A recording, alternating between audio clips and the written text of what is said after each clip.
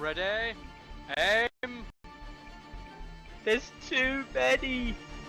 Anyone see my mammoth? Stumpy!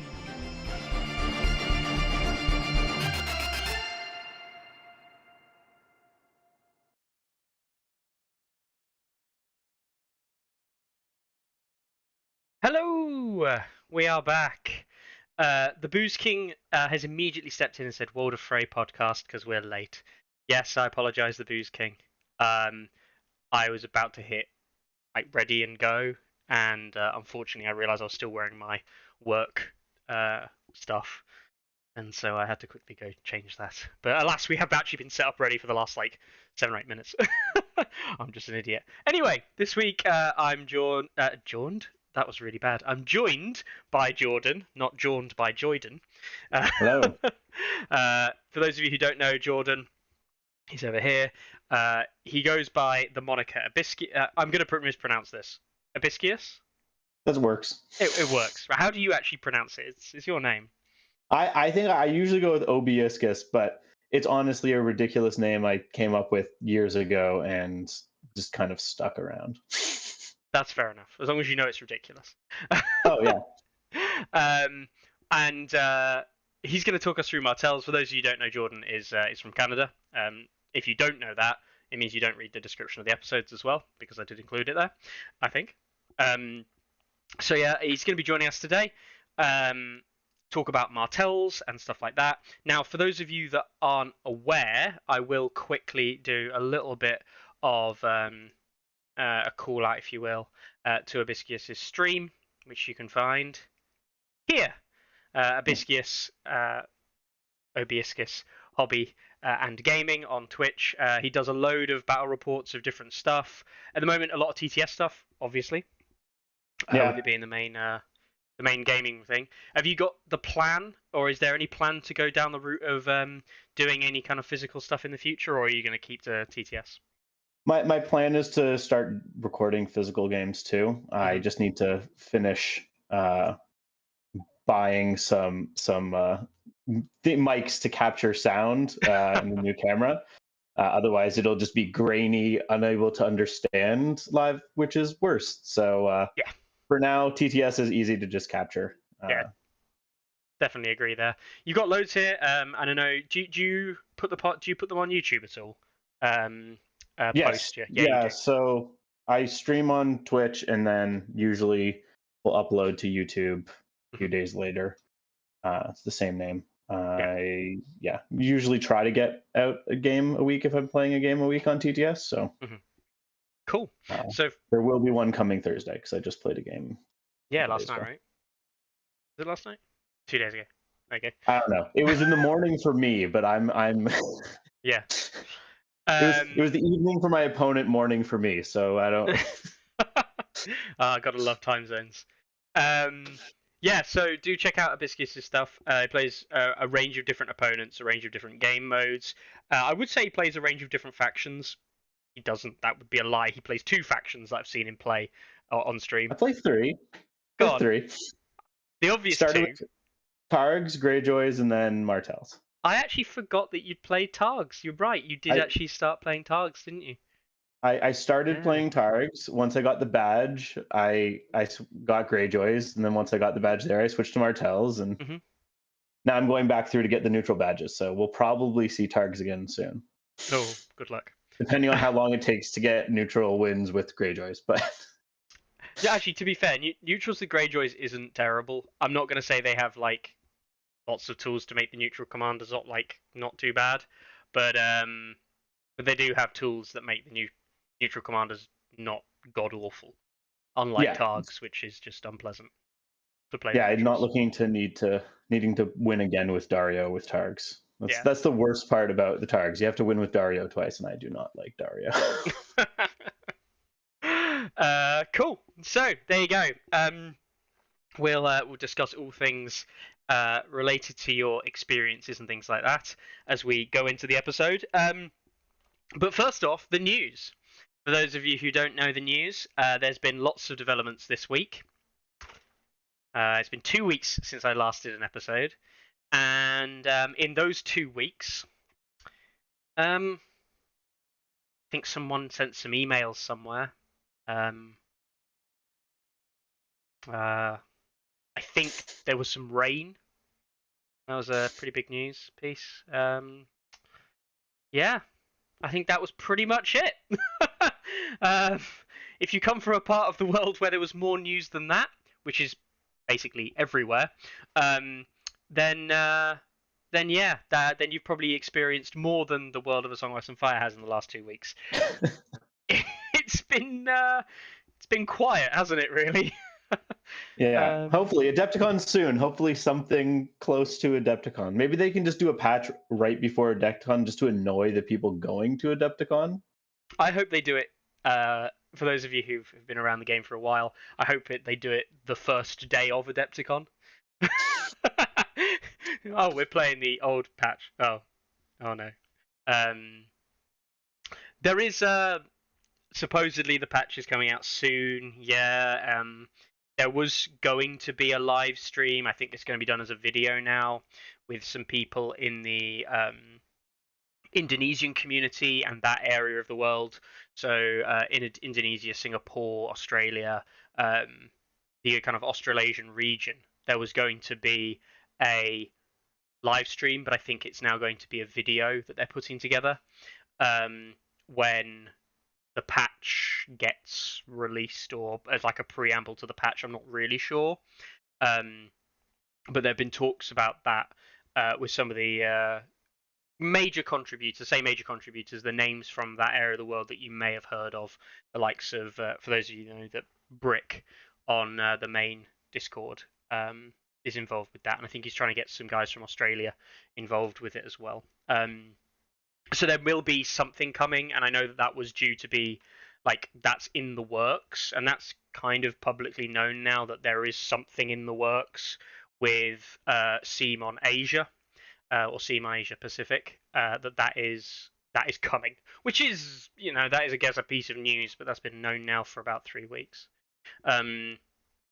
So yeah, apart from that, it's been pretty quiet on the old A Song of Ice and Fire front. So there we go. That was our news segment.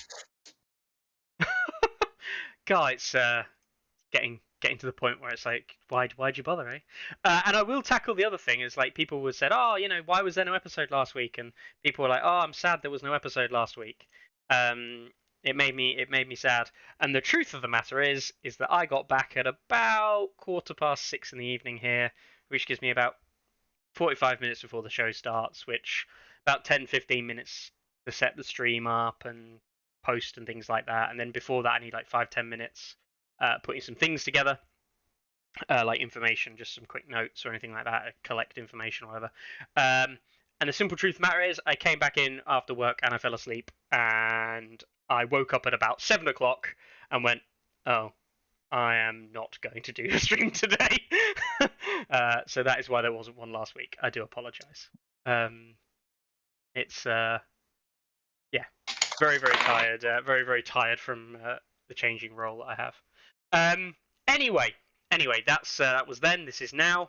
Stephen says excuses. Yeah, excuses. I call them reasons when they're legit. So, Jordan. Yes. You're up. You told me that you play Greyjoys, you told me that you play Targaryens, you told me that you played Martells, strangely enough. For those of you that don't realise, this episode is going to be about Martells. More on that later. I want to know how you got into the game, first of all. So I got into the game a little bit over a year ago. Okay. November and a bit ago. A buddy of mine had decided he wanted to start playing tabletop games a bit. Had gotten some 40k things, and I said, "Yeah, I'm not going to play 40k with you." I was playing a lot of Infinity at the time. I still do. But then randomly, I was like, maybe I have 40k stuff. I'm like, maybe one day I'll play a little game, but I don't want to play 40k with you.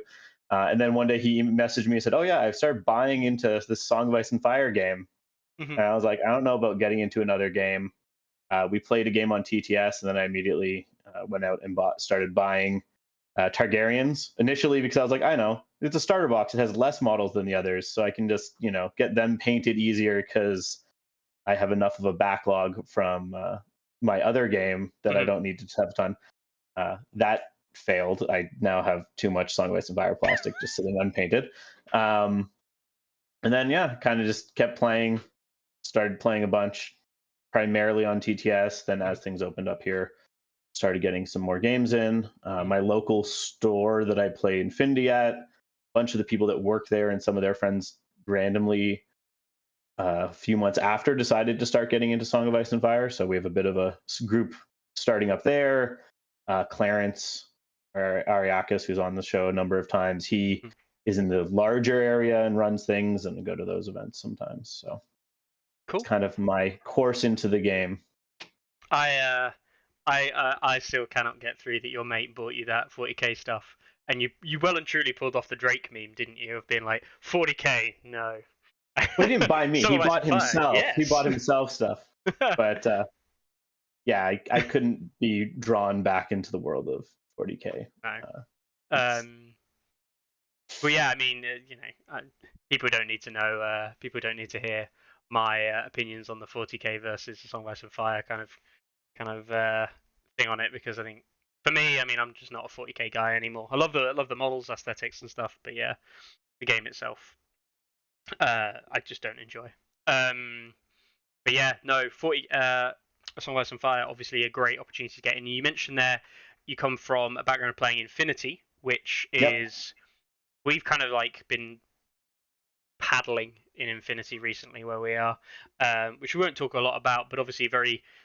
I like to refer to it as rules heavy because I think it is quite rules heavy. I think there are a lot of. It's not as simple to pick up and play as something like Song of Ice and Fire. But it plays awfully similar to something like Magic might, in that there's so many, like, everything is a keyword, and if you know what the keyword means, everything is easy. Yeah. And it's just about learning keywords really, rather than actually learning rules per se. It has a heavy upfront, like things you need to learn. Mm-hmm. But then once you learn the upfront, everything is just different combinations of the same skills and how they interact together. So it's a bit harder to get into. They did start kind of like an intro game called Code 1, which is less rules, which is quite good. My big thing with Infinity is it's probably the opposite from Song of Ice and Fire in terms of interaction with the game developers and responsiveness. Horsebelly is phenomenal at actually speaking and talking to the community. Like a number of their guys are in a bunch of the different Facebook groups and Discords and will regularly comment on things. And they do monthly studio updates and different things like that. So that was the biggest shock, I'd say, coming between games of, oh wait, we haven't heard from people in a year. It is definitely true to say. I mean, I saw the faction timelines for the latest releases, and it was just like so much nicer and clearer to have that faction timeline going. This is when things are roughly speaking going to be coming out.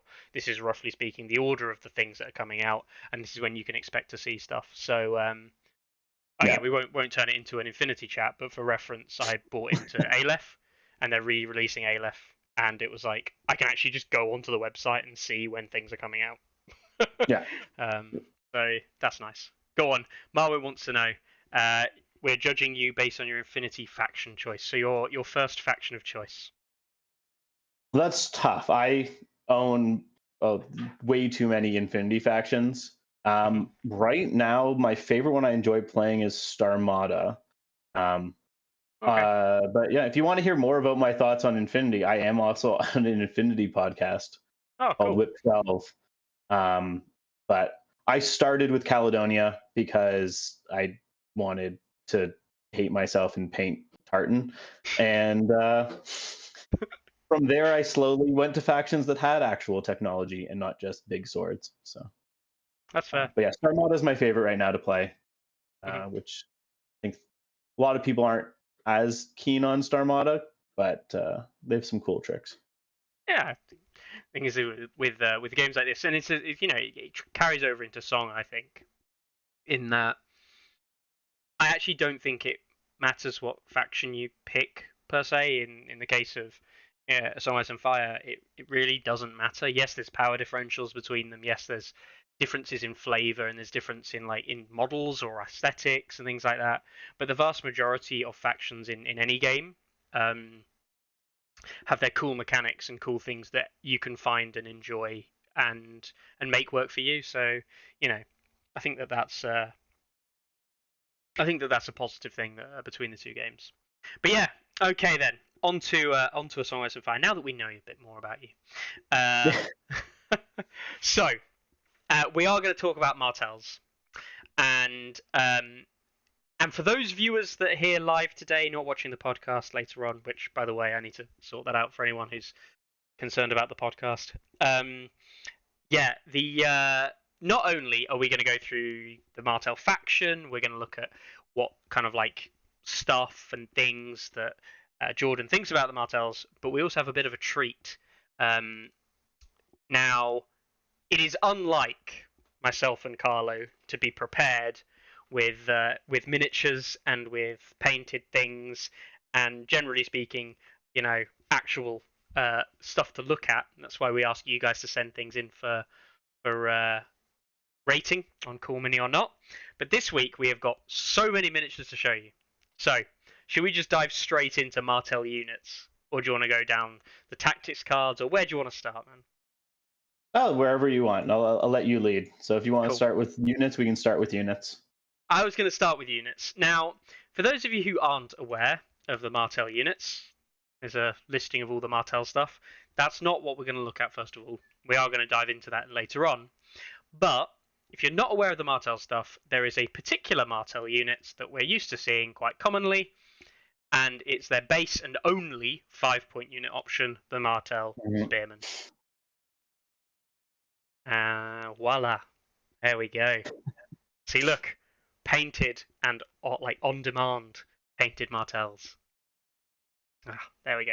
So go on, tell us about your Martell Spearman. Okay. First of all, yes, those are mine. You'll see some photos. I don't have all the model units painted. What I have painted are what I brought to my last event.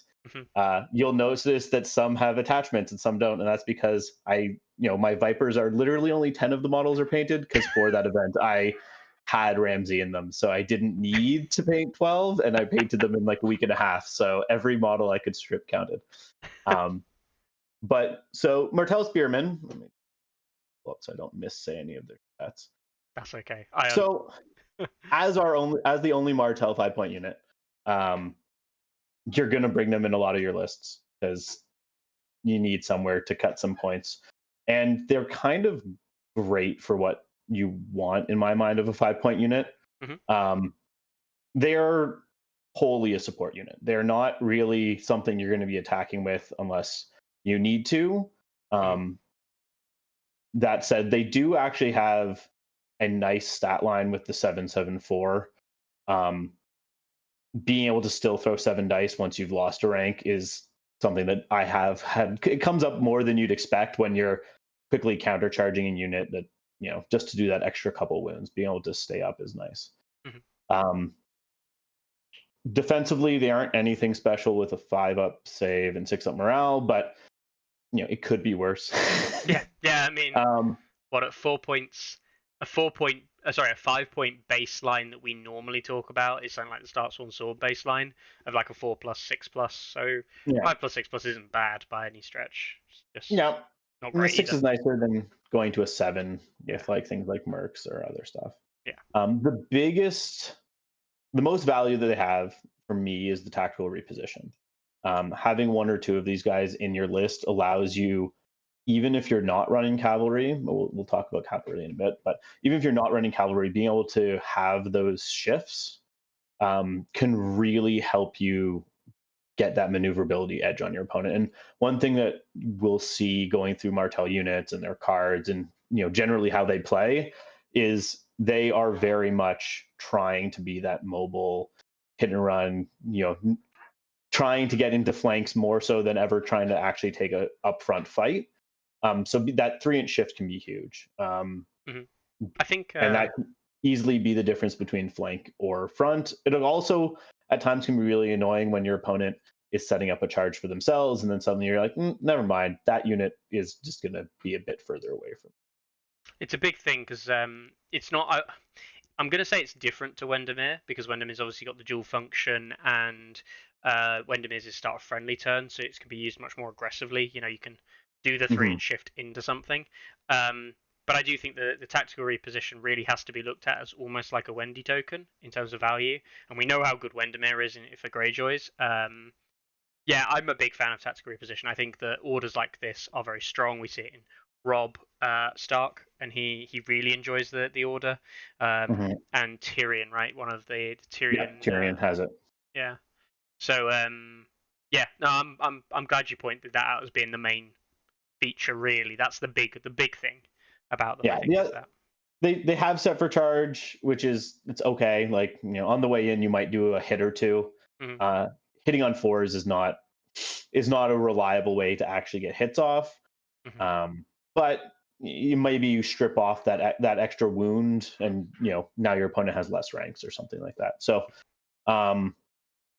the other big thing is it gets you that it does let you realign. So if your opponent charges into you to try and get in your flank, you can realign, or you can realign to open up that someone else could countercharge them, which might force them to then also realign.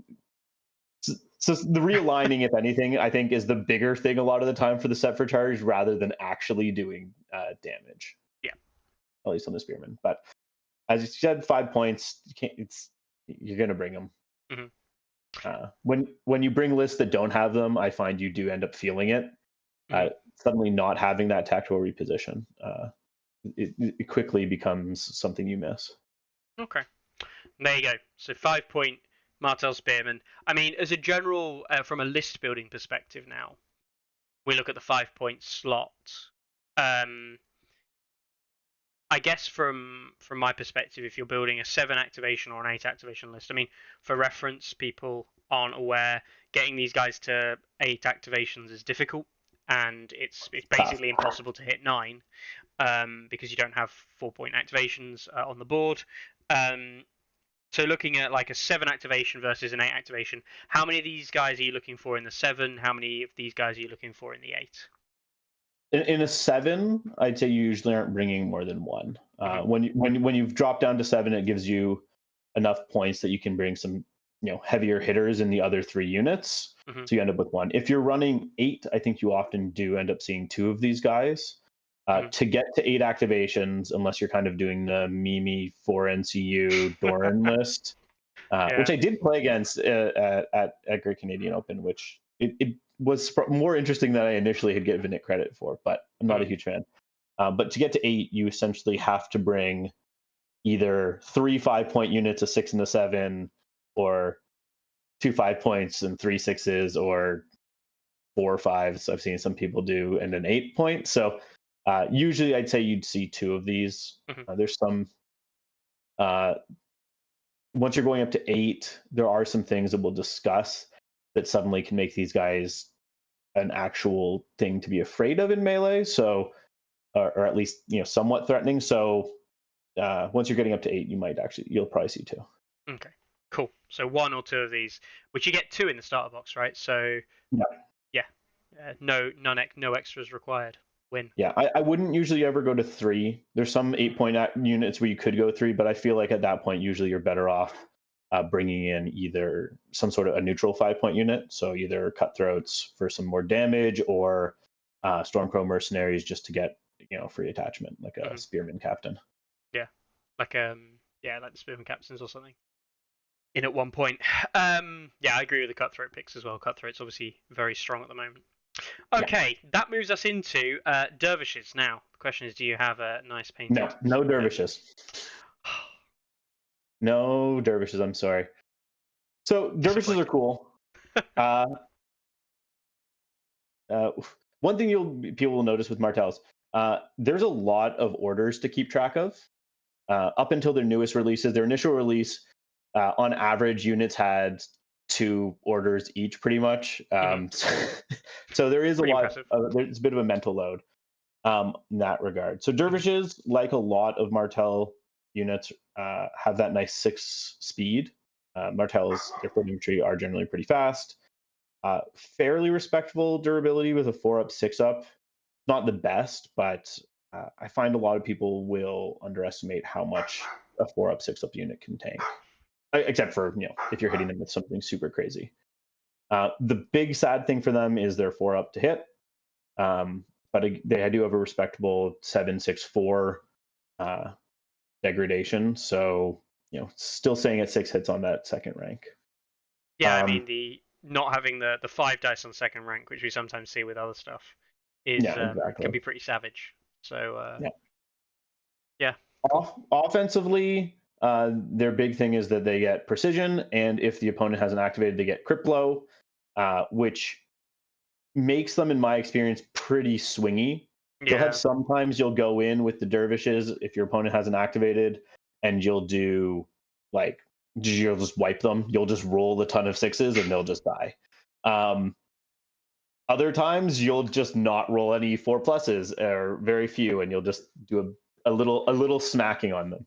For that reference, I've seen these guys charge and do like 2 hits. Yeah. And that's with re-rolls on the charge as well, because 4+s, it's not, the odds aren't fantastic on 7+ to do more than, 4 or 5 hits really. They're very feast or famine. I know locally one of our players was playing around with a bunch of giants and like mag and stuff, and he hates them because my Martell dice like rolling 6s, and not a fan of them for that reason. But they're very feast or famine offensively.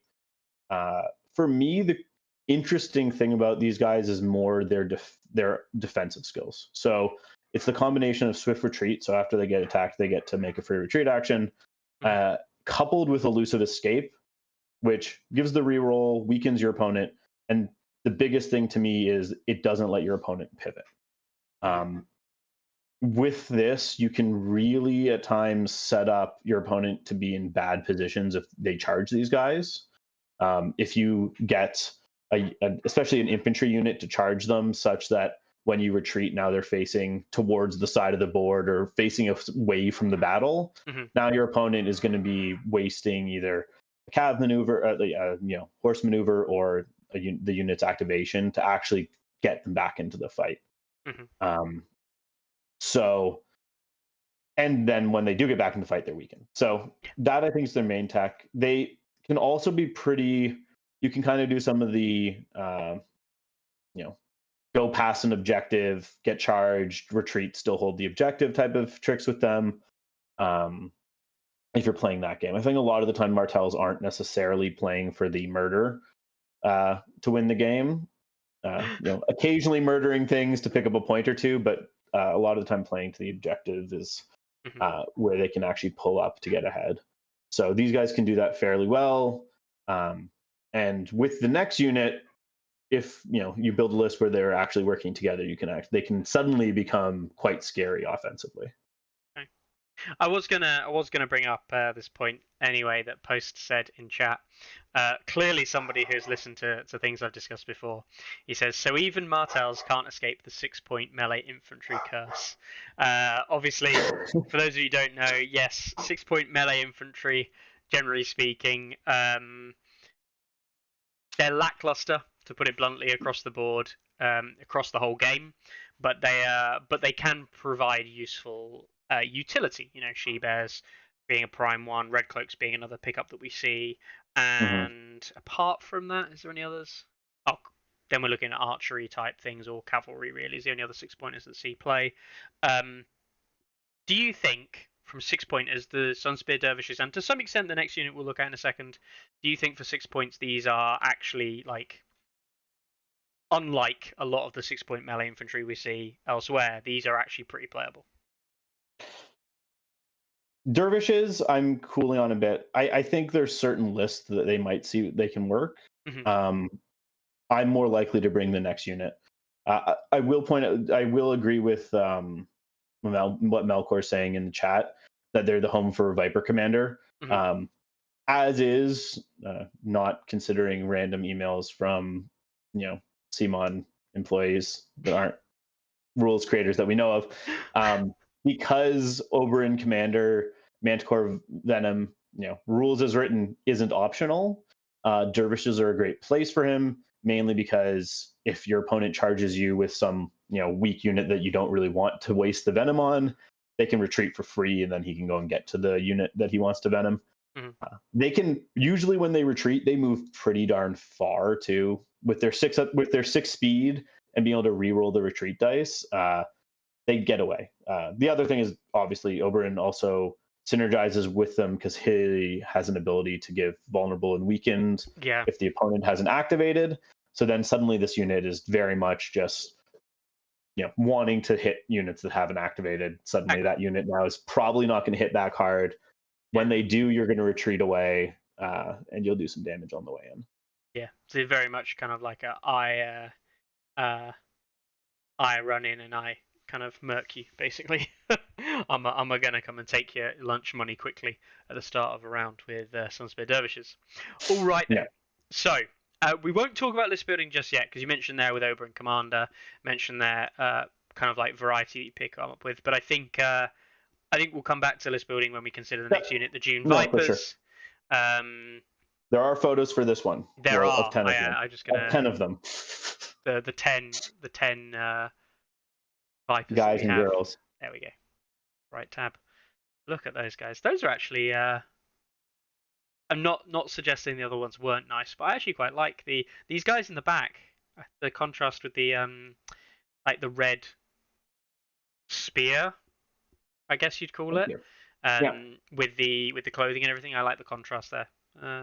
This one here behind Ramsay looks particularly good, I will say. Thank you. Yeah, the models are great. I'm always constantly worried I'm going to snap a spear by pushing, stabbing myself with it. But they are really cool. Their weapons themselves, the different weapons they have in them are pretty neat.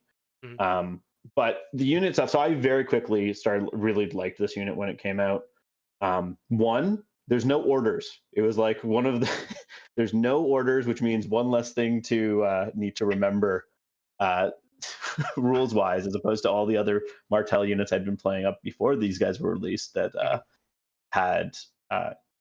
So base stat wise, they're identical to Dervishes. 6 move, same 4+ to hit, 7/6/4, 4-up, 6-up saves. Where the Dervishes kind of play this punching you and then kind of dodging away role, the Vipers are purely a support role. They're very much a support unit, and can quickly be a force multiplier. So first up, they have whenever they attack someone, the defender becomes weakened. Always great. Martells like pumping out weakened tokens. They aren't that durable, but if your opponent needs to reroll all their hits all the time, suddenly your 4-up, 6-up saves all over the place suddenly keep you pretty alive. Next, they have Counterstrike. Auto hits on units, always nice. Pretty good. Martells, as we'll get to when we talk about their deck, they have ways to give -1s to hit. If you really wanted, you can also, play attachments that can give disrupt. So Counterstrike, even just with the weakens, it can be nasty. Making people reroll, especially units that already hit on 4s. If you're suddenly giving them a -1 rerolls, it's not nice. And finally, they have Gang Up, which giving a +1 to hit and +1 attack dice is really nice for all those 4+ to hit units that usually have fairly high attack, dice already. So now you're suddenly getting up to pretty solid dice with the +1 to hit. If this unit's in there with someone, because of the spear and net giving the weakens, they can kind of hang out in combat for a little bit while you're getting your other units to join them in the fight. I'm just gonna interject here randomly because this has concerned me a little bit, and that's I've just looked at this and realised that whoever this card comes from, I'd have to go and double check my source for this particular card, and you'll have to check yours, Jordan, because I do believe these were from Canada. So there you go. Let The me grab 6, my cards. the 6 for the yellow 6 on 2 ranks is slightly off center. It's actually too high in the box. And They are 764. If that's your that is, question. yeah, no, I'm not worried about the stats. I'm just worried Okay. about quality. Yeah. I don't know if your 6 is slightly off center. And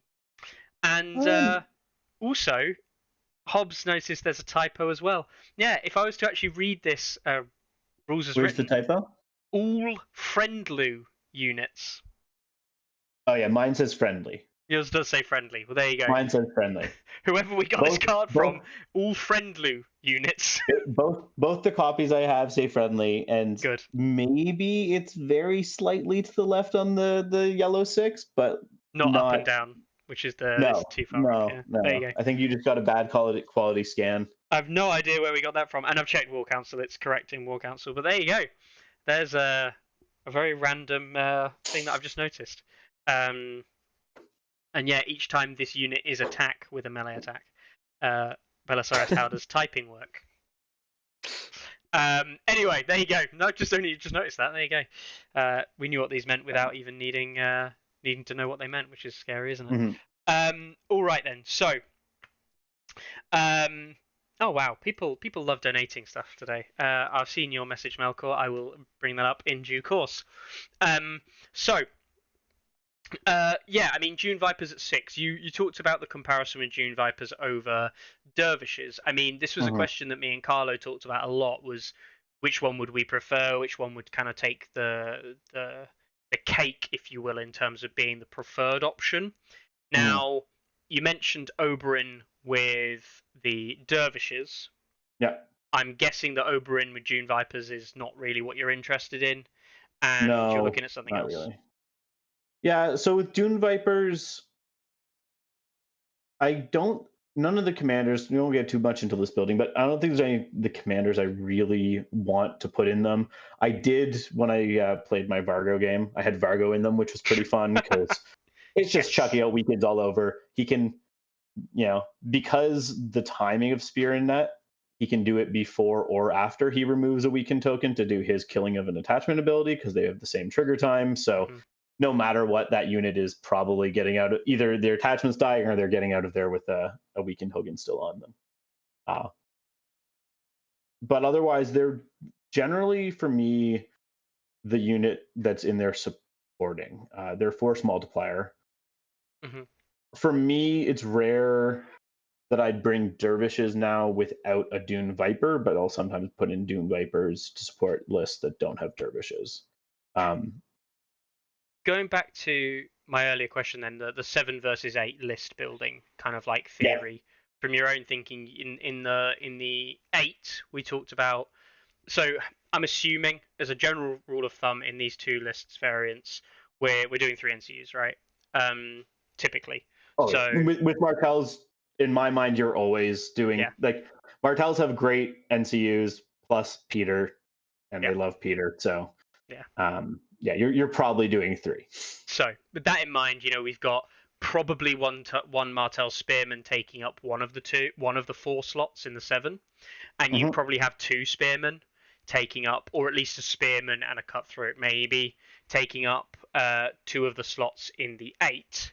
Yep. So I guess in the 8, are you looking at taking Dune Vipers in one of those slots in the 8? So it depends on the format of the 8. I've been toying around with the idea of running an 8 activation list that has 3 6-point units and 2 5-point units, rather than doing a 7 6 3 5s, doing the 3 6s. And Vipers are kind of core to that 3 6-point unit list. Now you have 5 units on the board, you have more activations. Gang up is more likely. If you have 1 or 2 Vipers out there chucking out weekends, but also now giving 2 different places that your other units can jump in and get that gang up bonus. I think we were saying before Spearmen. Spearmen are 7/7/4 with a 4 up to hit, which isn't not that scary. But now once you get gang up on that, that's 8/8/5 hitting on 3s. You're getting those tactical repositions to get the units possibly in flanks and things like that. So there is a list contract that I'm playing around with that's kind of built around the strength of the 6-point units working together, and those rely on Vipers. Okay, cool.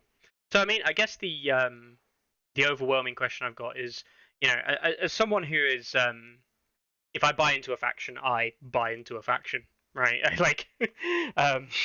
I bought Greyjoys, and I now have like 4 Greyjoy or 5 Greyjoy bowmen.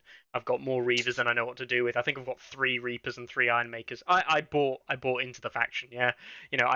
One of the few things when I buy into a faction is I don't want to be, because I had it for a period when I first had Free Folk.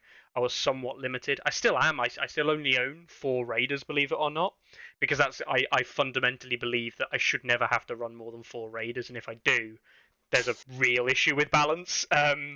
I should probably realistically have 6. But yeah, like for me, you buy into a faction, you don't want to be limited by that side of it. Certainly not, the competitive angle that I play the game at. But that being said, would you ever advise somebody to go and buy a second Dune Viper, do you think? Probably not right off the bat, but if we're going into, I don't usually buy necessarily 2 of things. I do own 2 Dune Vipers. Okay. Just for that list I was playing with. I also have 2 Dervishes, but that's more just for a bit of a meme list. I don't think that's good. But that was me playing around with a double Dune Viper, double Dervish list, which again, not sure it's the best, but I can see a place for 2 Vipers. Okay. But I would probably, unless I'd buy, pretty much one of everything else before I'd go back for another Viper. The second Viper. Yeah. Okay. Cool. So I mean, like, it's useful, I think, to cover stuff like that. So a one of on the Vipers and a one of on the Dervishes for the moment is something to be settled with until we come back through the list and pass back through, and that's when what you're building. There's a reason to pick up a second one. Exactly. Yeah. Unlike some stuff where it's like, no, you probably just want 2 of these straight off the bat. Even if you don't get 2 in the starter, go and get a second one because you're going to need it. Cool. No, great. I know that you, and I know you want to touch on it. I know that you like running them with Ramsay, and that's because I'll show this picture again. Ramsay and Reek, center stage. That's an 8-point infantry unit. I mean, you are using probably the only 2-point. And when I say the only 2-point attachment, guys, I'm not talking about stuff in other factions here. I'm talking a naked 2-point attachment that vast majority of factions feel is viable, which is Ramsay Reek. Yes, there are builds that might run another 2-point attachment somewhere in the list doing something, but outside of Free Folk, Reek Ramsay is about the only 2-point attachment that sees competitive play. And even then, it doesn't make high-tier lists, but it certainly makes what we would call like A-tier competitive lists that people could take to events and do very well with. Not your A-star, this is going to dominate people's heads off. So yeah, tell me, Ramsay Reek inside the Dune Vipers. I mean, obviously, the attachments themselves viable, but what was the thought process? So the thought process of this is actually, it's very connected to the actual list itself that I was playing. Mm-hmm. So I don't know if it's maybe better to discuss it more when we're going through list construction. Yeah, we can if you want. Yeah. But just in short, teaser, I guess, is this was specifically for a Roos Bolton list, like a Roos commander list. Okay. And part of the thought was, one, getting another unit that could heal off of Flademan. No, it's a Fear Keeps a Man Alive. Fear Keeps a Man Alive. Yeah. So giving another unit that can heal off that. Martells are generally lacking on healing, so that in the field by slaughter. But it was also to give another source of panic tokens and also intimidating presence, just to make those spread fears from Roos that much scarier. Where now suddenly, if you're engaged with, now in the list, 3 of the units in my list had intimidating presence. So, spreading fear into someone engaged with one of those units, now suddenly they get a +2 to the wounds from their panic test. So that was kind of the idea to it. But yeah, we can talk more about it, I guess, when we get into the Roos list that I was messing around with. Roos in the Hoos. Love it. All right, then. So we've got Outriders coming up next. And I imagine this is going to be difficult. The models are fantastic. They aren't painted yet, The models are great. I love the models. I want to like them more. My main issue with them, the main issue with them is the 4+ to hit, to be honest. If they weren't 4+ to hit, or if they were 4+ to hit and maybe if they had a 4-up save, maybe now I'm starting to look at them a bit more. If either of those numbers, dropped a number, I think they'd be better. The main issue with them for me is there's very few circumstances I wouldn't just prefer to have Zorses for the exact same points. My thought is, Zorses have 1 less attack dice at full rank, and they only get crit blow if they're in the flank or rear, and they don't have rally cry, and 1 worse morale. But for me, if your light cav isn't charging someone in the flank, especially in Martells, you're probably doing something wrong, at which point now the Zorses are 7 dice with crit blow hitting on 3s, or in those cases where it's important, like you're going into a unit with resilience or heartsign like that, they can turn off that unit's defensive abilities. Rally cry is an okay ability. With a unit like this, it's not like you're going to be likely getting it to trigger that many times. So for me, Zorses kind of make this unit a hard sell for now. I have to admit, especially given that there are no native cavalry attachments at the moment that you'd want to run with this. You run the risk if you run the Fortune Seeker, or no, the Glory Seeker. You would double up on Rally Cries. There's no point even looking at the Glory Seeker. And then it's like, would you run Fortune Seekers in this? And the straight up answer is that's a bad idea. There's a wasted point. And yeah, you're right. It feels like of all the stuff in your list, although you are getting the 2 healing, it's probably the thing that you want to use swords on the least.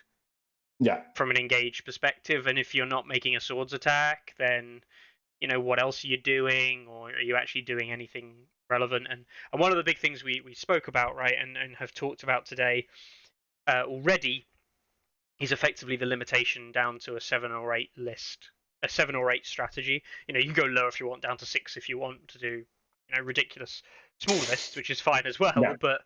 But you're stuck on a 7 and an 8, and at 7 and 8, light cavalry like this that doesn't really do anything special itself is a hard sell. You can maybe squeeze them into an 8-point list again if you're going for heavy on the 6s. With Vipers, them being able to get into someone that the Vipers are into. They're fast enough that once the Vipers are engaged, this unit probably can get to them. Having a cheaper 6-move cavalry is nice. Also, I find with Cunning Ploy in the early turns, because sometimes if you Cunning Ploy early turns and you do the normal thing of giving up your Spearman's activation to make another unit move again, that Spearman now is going to take a while to get back into the fight as everyone's moved up. Whereas these guys giving up their activation, it's fine. They can just quickly the next turn reposition 18 inches and get back into it. But overall, sadly, they're not quite there for me. Now, if Glory Seeker went away and no one got Rally Cry, still probably wouldn't take them, but it would at least make me feel a bit better about them. Fair enough. Yeah. No, it's, I guess the way I would describe it myself is it feels like they are almost exactly on curve of where you'd expect them to be for a 6-point cav unit, and the vast majority of 6-point cav units don't really see much play because it's easier to just admit that you're going to take a cavalry unit and take an 8-point where those extra 2 points buy you quite a lot, whereas that 2-point saving doesn't buy you a lot elsewhere most of the time. To me, the biggest thing that hits them out of contention a lot of the time is Zorses, just because it's such it's so comparable that it kind of it really makes it so it questions why you'd bring them. So sorry, Outriders. Alas. Okay. Skirmishers. Skirmishers, go on. I know that I had some words to say about skirmishers, and I have to admit I'm going to eat some of those words. Good. Go on. Where do you feel So on? there is a picture for these guys. There is. These guys. I have got it ready to go, so don't worry about that. So anyone that's hung around on the Sunspear forum since Martell's first release is I've been a champion of these guys from the beginning. Partially because as a Canadian, I got the model. I got Martell units, a month or whatever before they were supposed to be released, and was playing with just what I had in person. So I was playing a lot of skirmishers. But I've my hips are. I've been saying skirmishers are good since they've been out. They have this weird thing where they, I think, suffer in people's eyes because they look almost like hunters, but don't put out the crazy number of dice that hunters do. But to me, in many ways, they aren't hunters. I think of them as a ranged support unit more than I'm just going to, just drown you in dice type of unit. So quickly going through their stats, move of 6, great Standard. for unit like this. Yep. Short range bow, because, short bows can't fire as long as javelins, because everyone knows javelins can be thrown much further. Factually true, yeah. They hit on 3s, 7.54, so this is the first bad degrading profile we've seen, I think, yet. Yeah, I think so. Their melee is the same degradation, but they have 7.54, but they hit on 4s. And then defensively, they're 4-up, 6-up, which I think catches a lot of people unaware. They're used to hitting hunters in the 5-up save, and the 4-up on the sand skirmishers actually really keeps them going a lot more than I think a lot of people expect. It's I will say that from my perspective, having faced these as free folk, but not just free folk when I played against them with other stuff, they are the same. They're the same kind of problem to deal with than hunters are, but they present it in a very different way, and as a result, the solutions aren't the same. We saw it with Starks and free folk. The answer to hunters is kind of just, well, you're just going to take lots of wounds for doing the thing you want to do, and you do the same strategy with sand skirmishers, and actually it's like, I'm not actually killing you fast enough to warrant this is a good method of stopping myself from dying. Like, we're just killing each other now rather than me killing you, and I'm not necessarily winning this trade. So yeah. Yeah. So I guess wrapping them up order wise, they have quick fire just like hunters. So if they maneuver or retreat, they get to make a shot, and they have scout openings. Anyone that knows Jorah from Targaryens loves his ability. You can give choose a unit long range, give the rerolls and precision for the turn. So one thing they can do with that, and you'll see it a bunch, is they'll scout openings and then shoot a unit, hitting that unit for a bunch of attacks, being able to reroll with the range is great. One of the things that they really shine with, though, is actually using that, in my experience, is using that scout openings to support another unit that you have. So Martells don't have any ways to regain rerolls outside of martial training on Royal Guard. And if you're going in for a charge with one of your heavy cav or medium heavy cav that you're using, you really want to make sure you have those rerolls.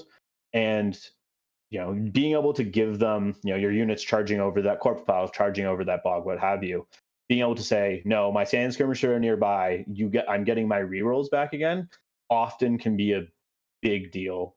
Plus that precision can also really cut through some of the more annoying abilities in the game. You shield wall, your harden, things like that. Well, I mean, if you've played Targaryens, and for those of us who have never played Targaryens before, people who may have played against Targaryens, there's the old Jorah with veterans, the double a shot kind of thing. Yeah, that's cool and all, but there's a real lovely thing putting rerolls and precision on a unit of flame men who are stuck in combat.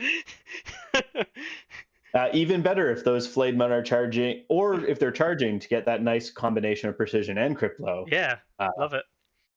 Now, there is ways, I did misspeak a bit. There are ways we can get rerolls back on units if we have a certain commander, but we'll talk about him later. But so they're very good. Sand skirmishers are one, I think they're a unit I often will bring an attachment in.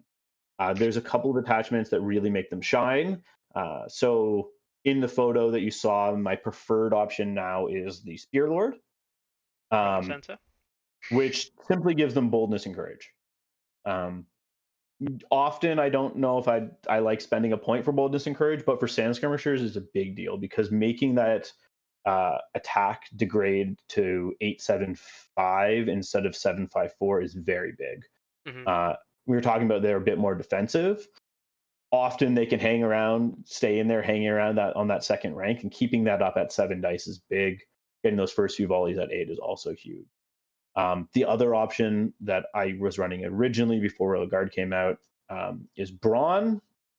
Can give them another way to attack. One thing you'll see with these guys is you can reliably get a 2-3 attacks on them in a turn if you really want using the tactics board. And Brawn just makes that even more. Now they're attacking off of 3 of the zones possibly.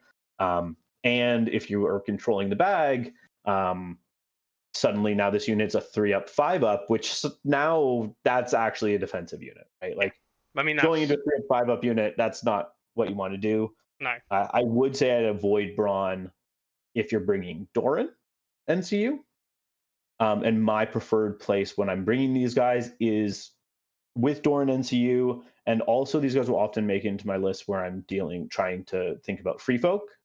Being able to get away from the free folk. They're great also for dealing with Verimir's pets, who are often moving around you, getting behind you.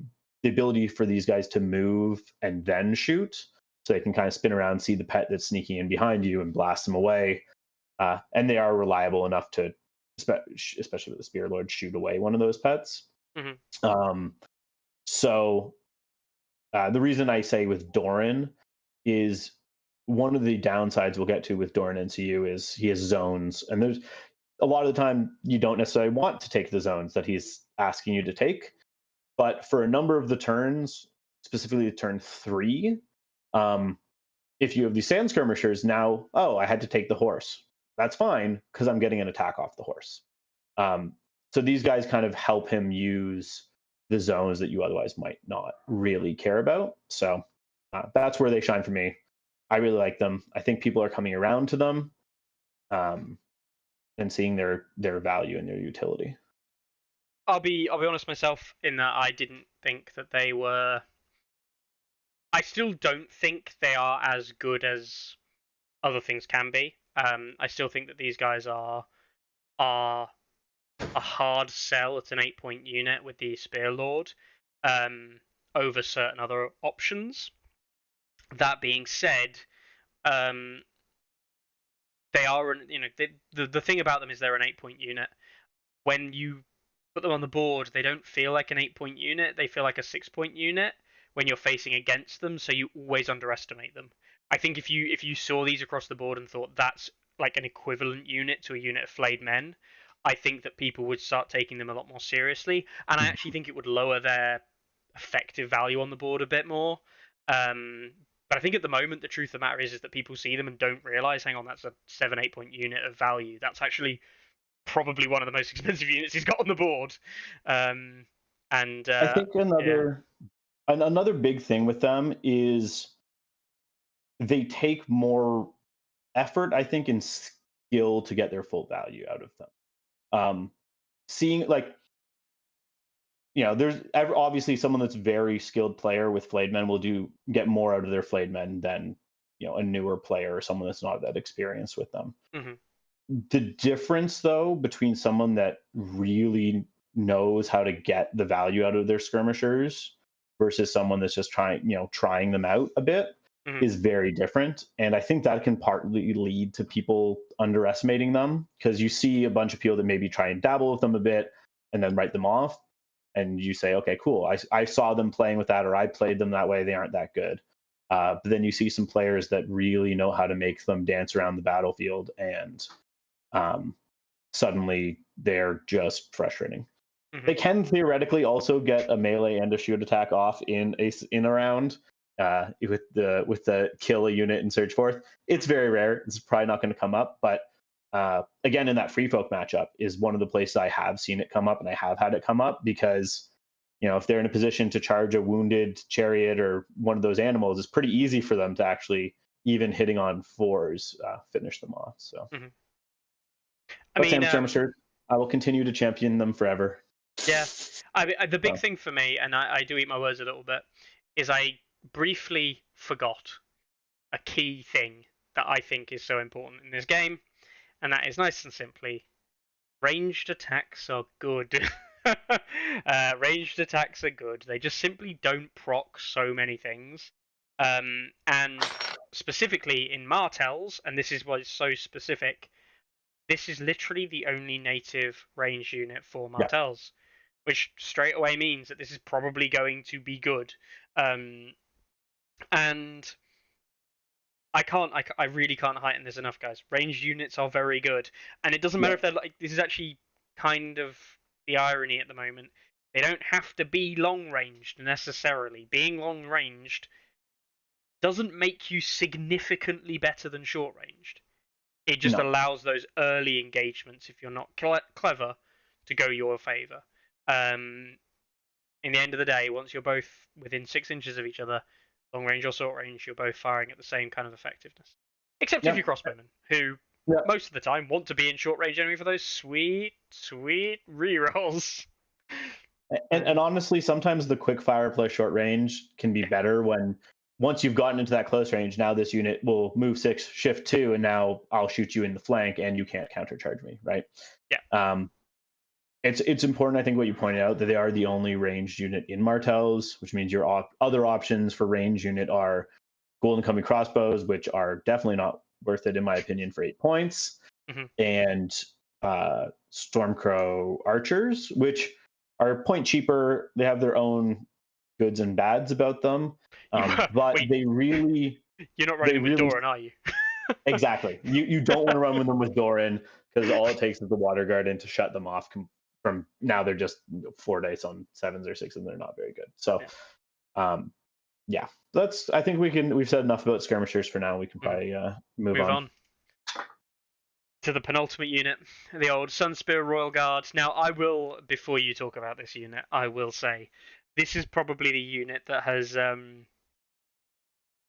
haunted, outside of flayed men in Ulla and things like this. This has probably haunted a lot of people's dreams when playing against Martell, I think. Go on. They're great. They're my Royal Guard. They're great. First thing you say. They're the beautiful love child of Unsullied Pikemen and Swarm Brothers. Yeah. They're a bit more. They're more offensive than Pikemen, more defensive than Swarm Brothers, and to me end up being better for that nice combination. There's my painted ones. Lovely. So first things first, they have the beautiful 7/7/4 of pikes, hitting on 3s, very solid profile. They have the shield wall from the pikemen, so it's going to take a bunch to knock them down, and then coupling that with a 4-up save and a 5-up morale, they're going to stick around. And that's kind of what they do. They're slightly slower. They move 5, which is slow for Martells.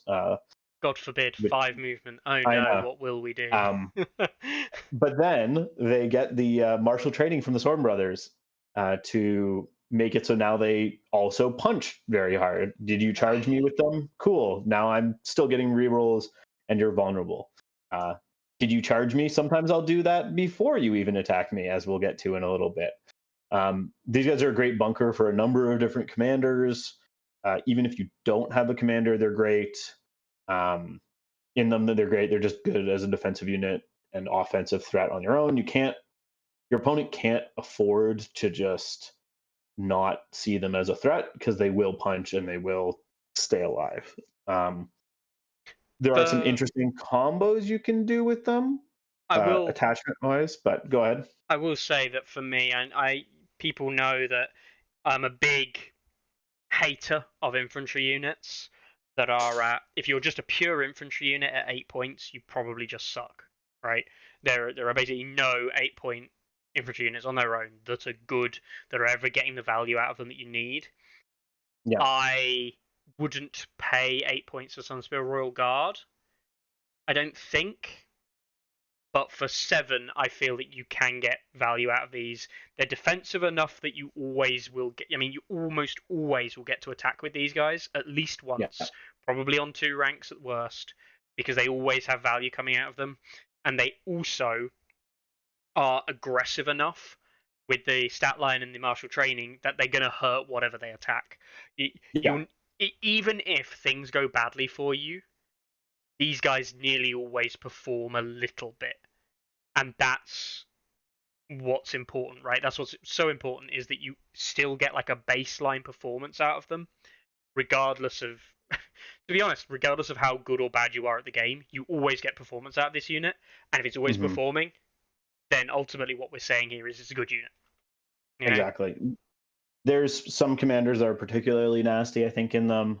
Obara is an obvious one. If she wants to be in them, now you're giving them field by slaughter, sundering, and guaranteeing a charge out to 11. Arya Hota, I'm not a fan of Doran commander, but Arya Hota giving them, you don't even need to use your martial training. You can use it for a follow-up attack possibly, but also just giving an extra 3 hits on the charge possibly is, they're nasty. He also can heal them. Both those commanders, the nice thing about them is they give them additional offense, but then on top of that, giving them healing either by field by slaughter or the passing morale checks, which these guys often do. So they're great for that. I agree. Generally, I don't like them putting attachments in them. Sometimes if you do have an extra point, and you aren't looking at them and Skirmishers, which I often am, where it's like, who gets the attachment? Normally, I'd give it to Skirmishers because the value increase of a Spear Lord in Skirmishers is much higher. But I have used and have seen Dario in these guys to just make them do very awful things. Where now you're getting your rerolls with Criplo and Precision, and they just can melt units, and it is kind of gross. Even if you take a couple wounds from Dario, your shield wall is probably still going to keep you alive to get healed. So it is fun. It's a fun thing to try. I don't think I usually would use it competitively just because how my lists have been shaking out, where I'd rather put that point into a Spear Lord for Skirmishers. But they're nasty. They're pretty much a mainstay in, I'd say, almost all Martell all lists. I think the real big one for me is they will basically beat anything in combat one-on-one outside of resource expenditure. If these guys are fighting something else, then these guys are looking at it, unless they have to take, basically the only thing that really worries them is like horrific visage on something equally similar in terms of its defensive profiles. Like they do struggle a little bit with like Bolton Blackguard. But actually the simple truth of the matter is that they're a point more than Blackguard, and unless the Blackguard have any real investment in them, they're very unlikely to do any attack wounds to the Sunspear Royal Guard, and it's actually just the horrific visage wounds that you're going to do, and eventually you will lose that combat as the Blackguard. All it takes is a couple of pass morale checks, which because you're not going to get, I mean, even with 3 hits, you don't get through the shield wall. So unless we talk about external expenditure of resources, there are very few things you're likely to see that will beat this in melee. There are, of course, counters in the terms of crossbowmen and archers and stuff, which is where they're like pikemen. They don't like getting shot.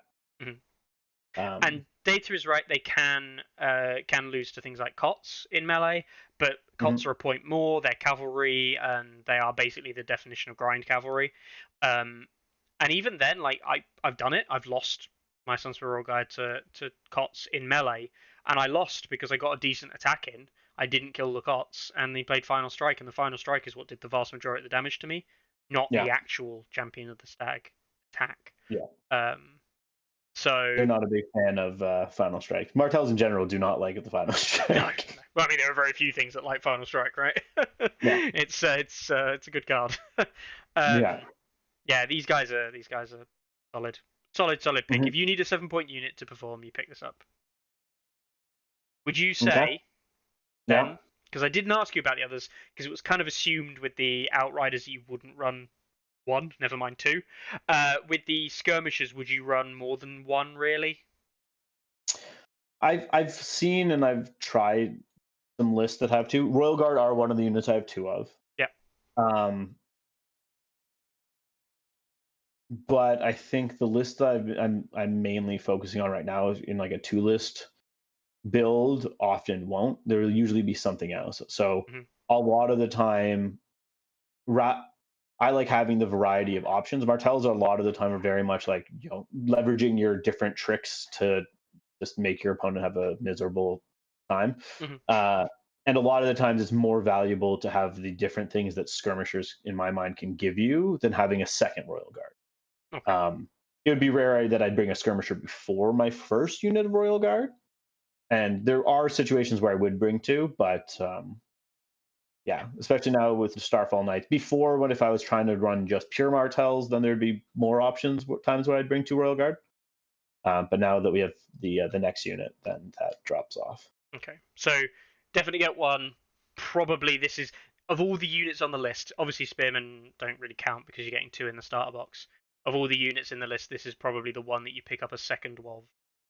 The first, second one, if you know what I mean. They'd probably be my first, second one. Also, the models are really cool. I know some people don't like them because they're really annoying to paint because there's some cool things, weird things. But come on, they're the guy doing the Achilles spear on shield thing. What's not to like? Gotta love that pose. They are really nice models. Like they are really, really nice. Just the poses are great, and yeah, they just look good. They just look good, and I don't even mean your paint job on them, the models themselves. Your paint job also looks good, especially like the tiled floor. Awesome. Yeah. The Green Stuff World Arabic roller is what it is. I've seen a few people picked it up and started using it. They're pretty fun. Cool. So then, that moves us on to the last unit for Martells. We're not going to discuss these guys down here, although you might want to mention some of the things very, very briefly. We don't have to go into what they are, but go on then. There we go. So Starfall Knights. This is our heavy, quote unquote, heavy cavalry. They're more like medium cavalry. They're 8 points. They're very similar to the other two Lance Cav in the game. Yep. But they give up 1 point of armor to get up to 6 speed. Way Martells play, I don't mind that trade. I think it's, it fits the faction more than us getting this heavy 3-up armor cav. And that extra point of movement makes it that much easier, one, to get in the first place, but two, to get into the flank. And these guys, more than other Lance Cav, love getting the flank because they have not a lance, they have a Starfall Lance, which essentially is a lance, so you get the Sundering and the +2 attack dice per ranks, but it also gives Panicked and Weakened if you attack in the rear or flank. Now, it's an ambushing lance. It just comes out of nowhere, man. It's not just a lance. Ambush. It's not just a lance. It's a special lance. It's a special lance. One, if they change the lance rule at all, Starfall Lance not affected. Two, it's slightly different than ambush. Yeah, it is. Ambush is only on the charge. This is if you attack. So even if you do a follow-up attack, they still get the Panic and Weakened. And I guess the only other reason it would matter that I'm aware of is Stannis's card to turn off one ability, and I think technically Starfall Lance is one ability, so they'd turn off all of it. Yeah, whereas if ambush was separate, which whatever, that's a very niche case. I like them. They hit hard when you can get them. They're fast enough that they can get there. Now, for me, it really comes down to list building. These guys, as an 8-point cav, directly compete against Flayedmen. Yep. Flayedmen have more durability. They can do more damage. They definitely can do the prolonged fight more. They have, some of that fear, that panic damage as well. So they do completely conflict. And for me, a lot of what it comes down to is the commander. Different commanders, I think, leverage the different cav better. Where possible, I prefer to play not neutral units. Now, I did we'll quickly talk.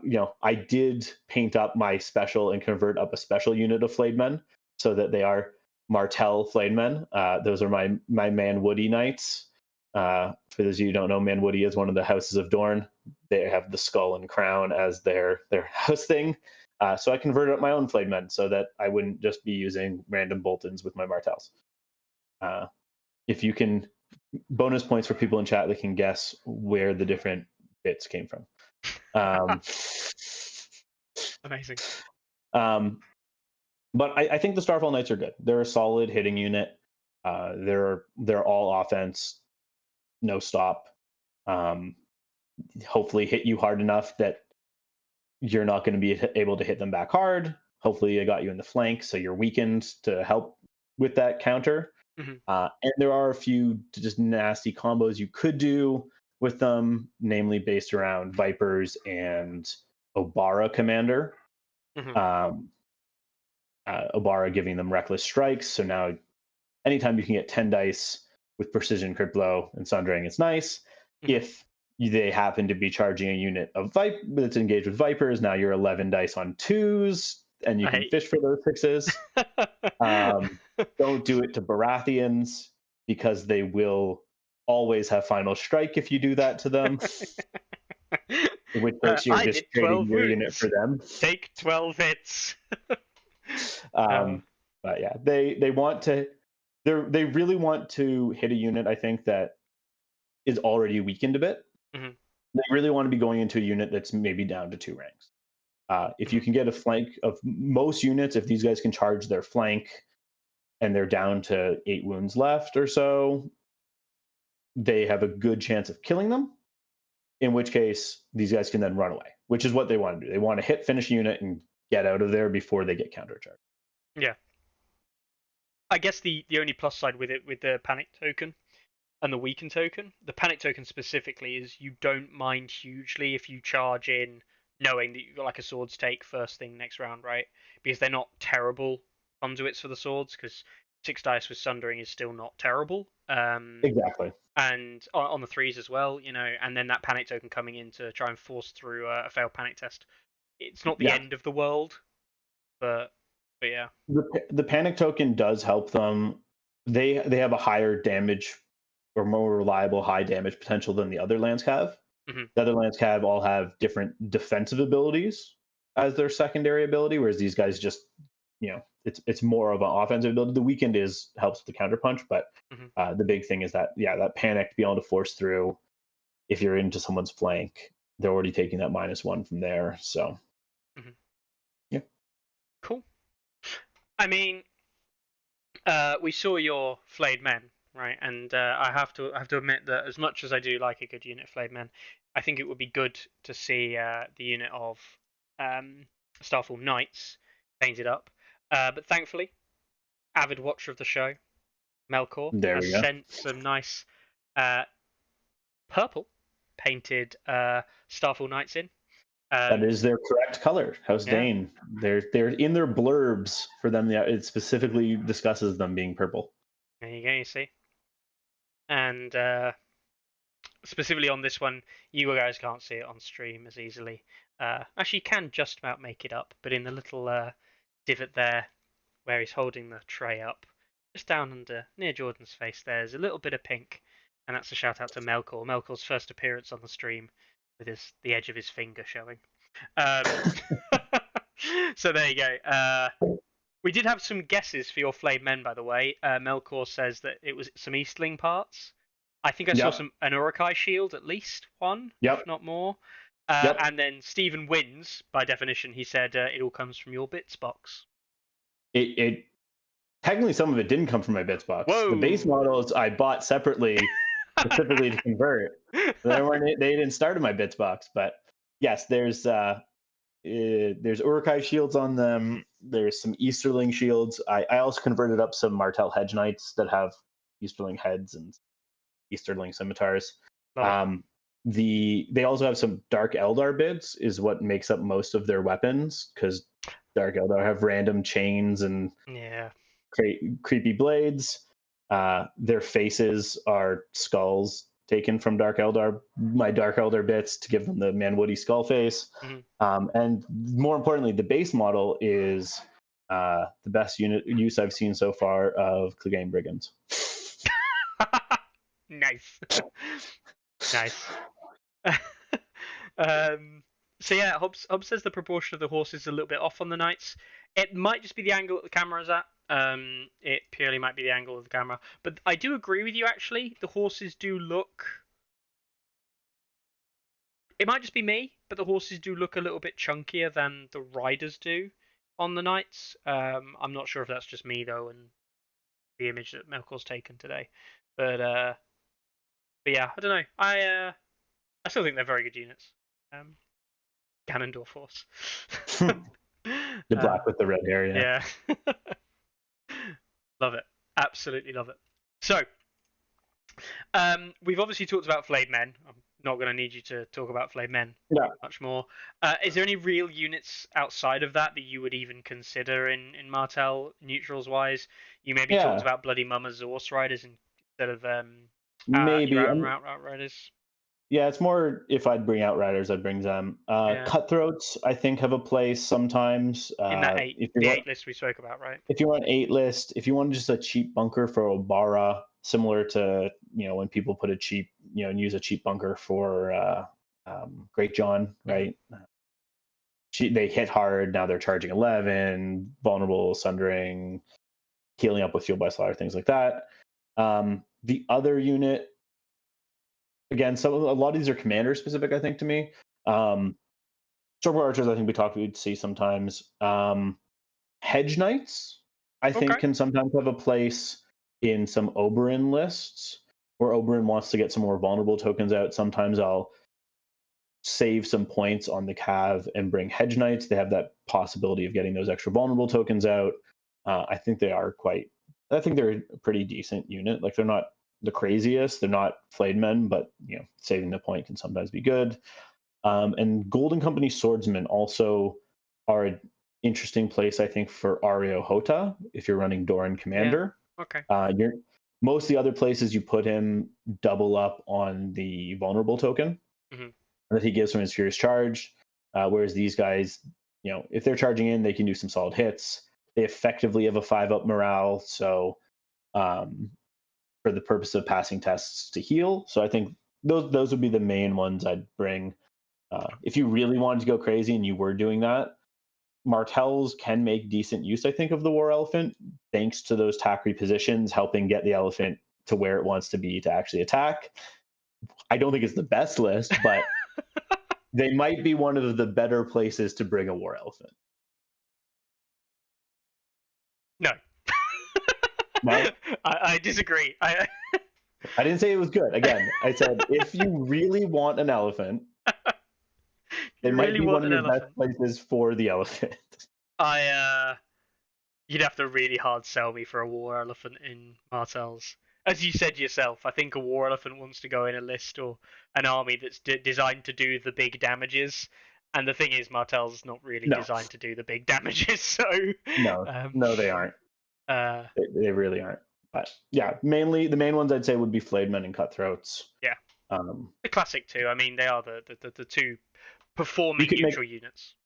You could argue that pretty much every Martell commander likes bastard girls too, but they just die. They die.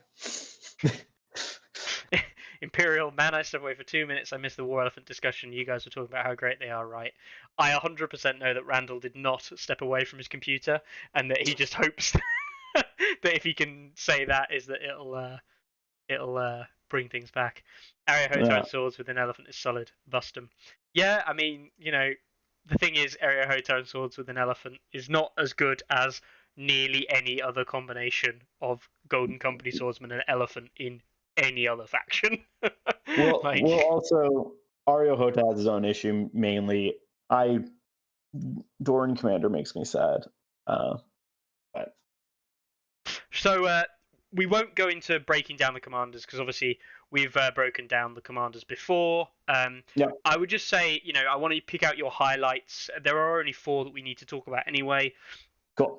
But obviously, let's very quickly cover this. Harmonulla, pretty damn Okay. good. So Harman Eller is the best Martell commander. I don't usually like saying anything is 100. He is the best. He has an amazing attachment and 3 amazing cards. Yep. They also not only are great cards and great abilities, they also shore up the weaknesses in the Martell deck and Martell army. He provides healing and offensive capability, which are the 2 things that Martells generally lack. Supply aid, you put him. He's the only Martell commander you put in a cheap 5-point Spearman. I did for a while put him in Blackguard because him in Blackguard is hilarious because then I'll give away wounds. It's fine. You're not going to easily one-shot my unit. Yeah. Also 3 up, 5 up again. So he's healing your units. And on top of that, now you have battle endurance. Martells already want to be waiting for later in the game anyways. So now you have battle endurance and anti-battle endurance, also known as rising temperatures in your hands. Mm-hmm. He gives you set for charge. So before we were talking about when you charge my Royal Guard, now you're eating my 7 re-rolling attacks with you being vulnerable on the way in. That hurts. Like that is just painful. For anything. See battle endurance for they have sundering now too. Yeah. Or even scarier, you charge my flayed men to avoid giving them the charge. Now they're hitting you re-rolling with sundering because of battle endurance. Yeah. It's gross.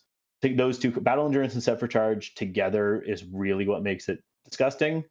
Your opponent, as long as you have a card in your hand, has to be worried that you have set for charge. So yeah, Martells can combo cards in a disgusting way, especially with Uller. I've had on multiple occasions 5 cards in my hand. My opponent charged me, and by the end of their charge, I had no cards in my hand, and their unit was like dead, and mine was fine. Look. And finally, a unique card to him, Spiteful Truce, which is your opponent passes a morale test. In long range, you heal a unit for 2 wounds plus 1 wound per rank. Note, it's morale test, not panic check. So all those annoying war cries, cool. Did you war cry? Thanks. I'll heal my unit back up 3-4 wounds. Like this one card is enough to make you question, and this is mental. This is actually mental to me. You have to genuinely question. And okay, as a free folk player, yes, free folk are ridiculously OP, right? But even in like Starks and stuff, you genuinely have to question whether or not it's worth war crying to try and finish off that last unit of the Royal Guard, like maybe on like they're half dead or something. Because if you pass and you get that double token for pushing through that damage, you're like, yes. And then they play Spiteful Truce, it's like, I've just literally undone half the damage because they've healed 3 maybes, and they'll block an extra one with the shield wall, meaning I've effectively healed 4 wounds. And if a token is worth approximately 2 wounds, I've not made my life easier killing this unit. I've had people multiple times be like, oh, Warcry. Oh wait, no, you might have that card. I'm just gonna not Warcry. I think pretty much every time someone's done that, I haven't had Spiteful Truths in my hand, and I'm just needed to poker face, be like, okay, if that's what you want to do, I guess so. Yeah. Fair enough. I love Melkor saying the best use of a panic token is to make your opponent pass, so you heal. Yeah. So I have had, back to when Uller was in Blackguard, I had the funniest thing there is someone charges your Blackguard, and you heal your Blackguard off of them passing the Horrific Visage. I had a time where my opponent charged with Drogo, and I was so disappointed that he failed his Horrific Visage. I was like, okay, I was down to 1 rank. I'm like, 6. He's going to make it. It'll be great. I'll heal up 4 wounds. And then he failed and only took 0 damage because it's Drogo, and he had a unit killed, and he had the card on it. So it was like, oh, great. My unit died because you failed your panic tech. So yeah, so Uller's great. I would say every 2-list pairing will have an Uller. Some people bring 2. I try to never bring 2 Ullers because I don't want to just bring 2 Ullers. There is a strong argument that it might be a good idea because you can bring 2 very different Uller lists for different situations. And he's just generally very good. Yeah, I agree. Other commanders, some other highlight commanders for me, my next favorite for a while was Roos. That's the good Martell commander. We don't need to know what he does because we should know what Roos does by now. So why specifically did you like him? So he was a bit of a question. I was trying to figure out what my anti Martell list would be, and also what to play against things like Lannisters. So Okay. a lot of what my other list does, which is also my Joran and CU list, Lannisters are really good at shutting down. Okay. Lannisters generally are not the best at passing panic checks. Their morale is generally lower than a lot of factions. And a lot of what Roos can do can hurt them. They also, locally, there's some of our Lannister players really like playing Tywin NCU and Tycho. Mhm. And Blademan Has No Secrets allows me to make them very nervous about ever using that if they have tokens, which I'm playing Ilaria, so they have tokens. And I have Ramsay with Reek, so they also have tokens. So he kind of answers that question. My main issue with him after playing with him a bunch is panic is swingy.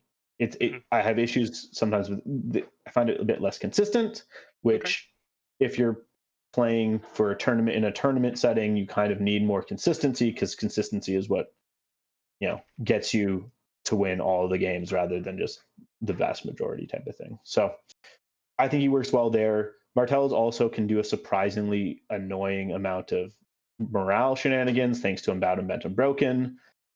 You can very easily have someone making their spread fear tests at -5 or 6. Yeah. Which means even those high morale units aren't going to likely pass them. And they have a way of getting vicious on their units, trying out Nymerian CU, which still not 100% sold on, but yeah, that's why Roos. I guess going to the next commander, there's not very much, everyone knows Roos. My next favorite Martell commander would be Obara. Okay. So Obara is the commander I'm trying out more now as my second list. She arguably is our offensive commander. She's not that offensive. But what she does is she makes a unit scary. No matter what unit you put her in, because her attachment is nuts with reckless heroism, fueled by slaughter, and just giving a sundering, you can make anything very scary. So for me, either this is putting her in a unit of cutthroats, just keeping her cheap, making her really scary, which leaves me more points to make the other units in my army scary. Or putting her in something like Royal Guard and just making that the unkillable and super killy Royal Guard. She, we talked about Royal Guard being, middle ground of being more killy, but also more survivable. Now, now they are Sworn Brothers because they get the Sundering back. Yeah. but they're also healing, and they're guaranteed 11-inch charges. I have to admit, when I was doing my badge run, I did use a Bara Royal Guard, and it just kills things. Like it just literally you go, get to like round 2 or round 3, and you just do like that point and click thing. Let's delete that one. Oh, it's dead. Okay, let's go over there and kill that one. Oh, it's dead. Exactly. Her cards are okay. The sand preparation, being able to just throw out some tokens is nice, but also the rest of the Martell deck is really good. So just being able to card cycle is always going to be nice. Reckless Strikes is an okay card. There are some cool synergies that you can do with her. Data Link in the chat pointed out, and I think I mentioned before, those the Knights, the Starfall Knights, getting Lance Cav with Cripple and Precision, it's nice. Also, Obara, whatever unit you're putting her in, also likes it. If you're going the Royal Guard route, you can guarantee you're getting those rerolls to make sure, reduce the ones that you roll to hurt yourself. And now those Royal Guard have Sundering, Criplo, and Precision, and even if they're on their last rank, they're hitting on 7s. This is obscenely good with her in Cutthroats, so attacking the unactivated unit for the reroll vulnerable. Just nuts. Yeah, with Cutthroats. At that point, you have all of the keywords. Literally every single keyword. Literally every keyword.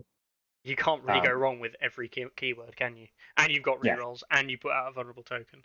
It's So Reckless Strikes, I think, is a good one. Sustained Assault is Sustained Assault. You can just get rid of it, or if you have a chance to use it, use it. Do you know what? My badge win with her, I had her in Bastards Girls, and I actually sustained assault saved me because she got really hurt on her way into a unit, but and she was on her last rank, and being able to be like, cool, I will still get my 6 attacks, kept her alive. So, but sustained assault, yeah. If you can't use it in the turn you have it, just drop it. But yeah. I think you should donate that win back to your opponent because sustained assault is sadness. This is, I mean, no. That game was the best because my opponent had ran like the bard enemy, the one that goes in my unit, the Mance Bard attachment, and they put him into her Bastards Girls. She charged a unit. I completely undervalued the fear of it was whatever free folk horrific visage. I can't remember what he was running, but and on her way in, or after they did a panic or whatever happened, she survived on 1 wound. So Abel got killed before he could do his thing, and then the next turn sustained assault she killed, and then wiped the unit, and then healed back up to full to like a bunch of the way with Field by Slaughter. You're a bad human being. it was the perfect time, but 9 times out of 10, if not more, sustained assault. Yeah, garbage. Throw it, burn it. That might as well be a blank card for most of its worth. All right then. So Abara and well, obviously Harmanala. Then going down to Roos and Abara is kind of like the second tiers there. We talked about Oberyn and talked about some of the combinations with Oberyn and the Dervishes briefly before. And I guess then Doran. I mean, we're not going to talk about Doran as a whole. So I like the idea of Doran. Yeah. My big issue with Doran is I like that they went into doing this whole. They brought back. I started playing after NCU Commanders was gone. I think how they brought it into the game was really cool. I think that they need to switch the point values of the 2 Dorans. Okay, that's interesting. So Doran NCU, people have issues. I think Doran NCU is interesting. I like how they did the other NCU version of him. He can be very strong, but he also has very clear counters. The big issue with this Doran commander being 5 points, I think they're just trying to be cautious, is the way his cards work, especially things like Parlay. Doran really wants to be your 8 activation Martell list. Yeah.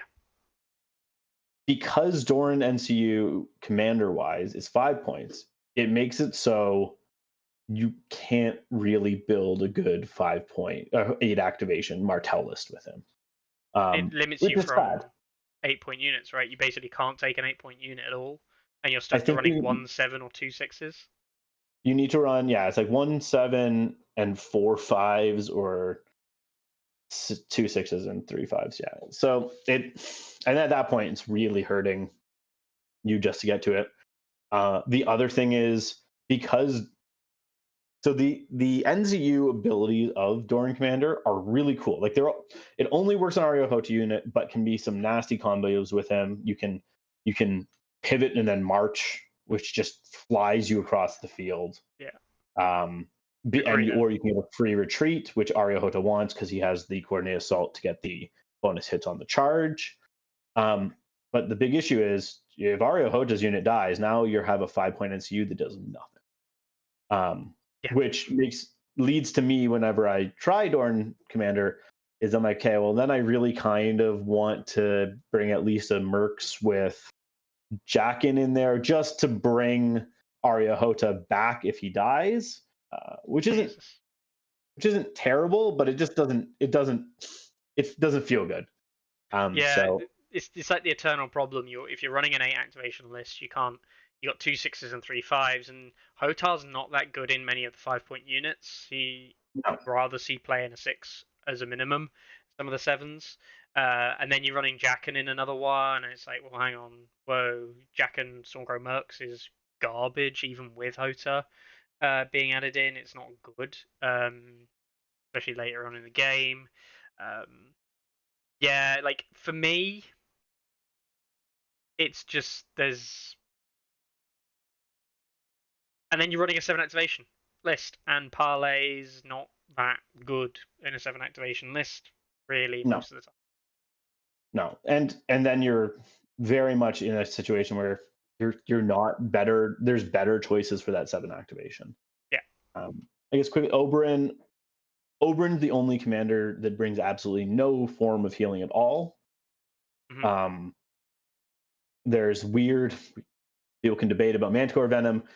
As written, it is not optional. It is very explicitly, as written, not optional. Now, people can debate what the intention is. They can point to emails from CMON response, but not from people that are associated with Song of Ice and Fire game design at all that say it's optional. But as written, it's very clear it's not optional. It is like Sundering is not optional, which is a problem with Manticore Venom. The other thing is his cards are all really interesting. One, he has Interceptor is always nice, annoying, and who doesn't love messing with your opponent's plans. Unexpected Exhaustion can get you that another -1 to hit, and once you're getting someone at -2 to hit, it is just mean, even if for those units that hit well. And then be able to pull out some of his specific cards again or draw. The first part of Viper's Infamy is very situational. You kind of need to predict that a unit is going to charge him. And has things. The main issue with this card, though, is he likes vulnerables. Yeah. The good thing about Viper's Infamy is if you know that they're going to lead in with a charge, off an activation, it can be just disruptive, and that's all that Martells want, isn't it? It's just disruption, really. And yeah, I don't dislike Oberon's set. It's clearly not super strong. It's just not garbage either. I think it is. His set leans into what Martells are already doing more, right? It's leaning into what Martells are already doing, but just harder. Whereas some of the other commanders help fill the gaps in what the Martells are doing. So to some extent, some players might want to lean further into the Martell way. But then you're really dancing on that knife's edge. Oberon can do work, but if things go wrong, they'll go wrong harder. Yeah. So we've now got the NCUs. There are five NCUs to pick from.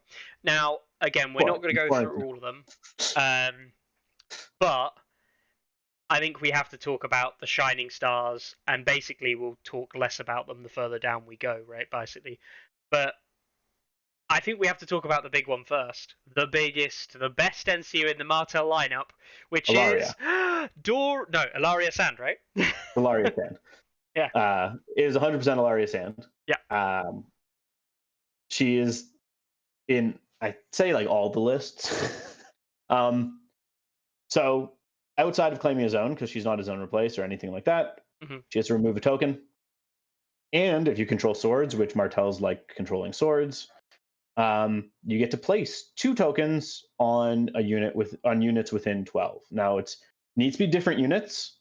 I've seen some people make that mistake where they'll put 2 on the same unit, 2 on other units.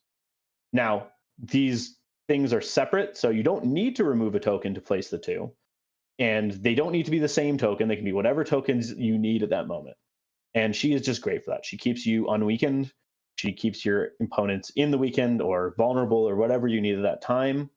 The thing she can lead off an attack too, which is gross. Where start of turn, you just take swords with her, remove the weakened from your unit you're attacking with, and also then vulnerable or panic or whatever your unit you're going to try and smack. It's very similar to what we saw with Starks in Cat, right? And one of the only reasons that Cat gets so much kind of applaud really is because of Assault Orders. You can Cat, Swords, Assault Orders, Charge. It's a big combo, right? That's one of the standout combos in Starks that people get very aware of very early. Ilaria Sand is very similar. I think for me, though, the double token play, it's more like playing with a Stag's Wit, but having it delayed. You can do it when you wanted to do it rather than doing it at the time. And honestly, the amount she does by being on the swords, being able to remove and throw out too, and the fact that you have unbowed, unbent, and broken in your deck, that if you have the swords is an auto morale pass. There are times where even if I don't have a unit to benefit from actually attacking off the swords, Ilaria, there can be enough value in Ilaria just taking the swords to dump tokens, ensure you have Unbowed and Bent ready to go off if you need to pass morale, and blocking your opponent from removing Unbowed and Bent, Unbroken, or Rising Temperatures, which is kind of crazy to me, taking the number of times for a unit that doesn't have a zone replace that I'd want to normally take the swords, even if I'm not going to benefit from the actual sword zone itself, is low. But with Ilaria, all that she brings and how much Martells love the swords, you'll end up wanting to do it. Combining her with Peter is also really nice, where you need, you can just say I have the swords and go for bang, it. Wallop. Big fan of Ilaria. We are, of course, going to talk about Doran, though. We couldn't hide from Doran. We're not discussing zones. We'll not discuss how he works. People, I think, now are aware of how he works as an NCU. I think we have to talk about, ultimately, which seems very odd. This episode's about Martells and it's about why we include him in a list. Yep. But actually, I think we have to come at Doran from the other side, right? Which is, why wouldn't you put him in a list? And then, how do you counter him? So, first of all, I don't like him being in both my lists. Yeah. One, there's arguments of people, if your opponent's using their Lenas or their Peters and their cards to stop him, then it's a value. But I don't want him to be in both lists. He causes you to also have to play in a way that you generally don't want. He also weakens a lot of the Martell abilities, because Martells like having specific zones. We talked about Ilaria, really like having the swords. And if you're scoring a point if you're getting a token with Doran, your opponent a lot of the time will be taking that Water Gardens that he brings and making it so cool. Now Ilaria is not dishing out tokens. Now you aren't auto passing off of Unbowed. Dune Tactics isn't adding tokens, things like that. So he can hurt you in that way. In terms of the best way to fight him, one, don't fight him by playing slowly, because that's just rude. He does in tournaments force you as a Martell player. There's an onus on you to play faster, which I think is good. I will, if I'm playing Doran, say at the beginning of the game, I have Doran. I'm going to try and be playing faster so we can get through. I'd appreciate, not taking forever. Or whatever have you, right? How to deal with Doran. There's a couple of ways. One, the obvious thing is Peter. I think depending on how this patch turns out, odds are Martells aren't going to be changed very much. It's unlikely. Outside of skills that get changed for everyone. Maybe and Martells, I don't think have many of the skills that I expect to be really focused on, right? We don't have Hardened, we don't have Warcry, we don't have things like that. So with that being said, you'll probably see Doran in tournaments, so you should probably have at least one list with Peter. Now, I think the big trick with Peter is the idea with Doran, a lot of the time, I think the best way to fight him is not trying to stop him completely, but delay him. If you can limit him to only getting 2 points and only at the end of round 6, you'll probably be in a good place. Your opponent will need to keep investing in it. And for me, what that is usually stop blocking him on turn round 1 or 2. Yeah. Okay. And then blocking him again on round... so it's on round 4 or 5, depending, right? So ideally, you're going. Ideally, so if you don't have Peter, you want to get round 2 because you can block him off of the Water Garden starting round 2. If you're going first, then I'd try and block him rounds 1 and 5. This means you're not worrying about Doran in that turns 3-4 where going to the block the Doran double Water Guard and whatever, and not going on the field will hurt you more. but you'll still limit him to only getting 2 points. If you limit him to 2 points and your opponent has had to spend those important rounds focusing on getting his Doran zone, then you can kind of get ahead of him in that way. I have to admit, I am a big fan of playing quite aggressively into this as well. Yeah. Looking to make the game fast by saying to the Martell player, I'm going to present you with game situations now where things are going to die, and things are going to die quickly. I play, and I know, yes, free folk, but it's the faction that I'm kind of known for playing the most, and it is OP. But like, I'm coming into the game with this outset of the game doesn't really go beyond round 4 anyway, so I don't care. Like, I'm gonna score 3 average, 3 points a round from 2 onwards, and if I can keep that average up, and you can't, I win. I don't care about Doran. Doran is unimportant. At worst, I maybe make round 5, and that's where I would know at the end of round 2, as you say, or in the round 2, round 3 period. I maybe go, you know what? This game's probably going to go a round longer than I wanted it to go. So around round 3, I might spend a bit of resource to block him. If I can afford it, to slow that tempo down a little bit in Doran's, away from Doran, back into this, I'm going to win at the end of 5 now. So yeah. Yeah, someone in chat saying blocking down Doran round 2 lets Martell set up an amazing 1-2 charge punch with Dune Vipers. I think what he's saying by that is if you're doing the, blocking him on the round 2, you're letting your opponent then be able to set up a charge with the Viper, and then while you're taking the second zone, charge with something else. Yes, but not if you have Peter. If you have Peter and you're blocking round 2, you can take the Water Garden for the first one with any NCU. And then if your opponent's trying to do that 1-2 punch, charging in Vipers, and then charging in a second thing after you take the second zone.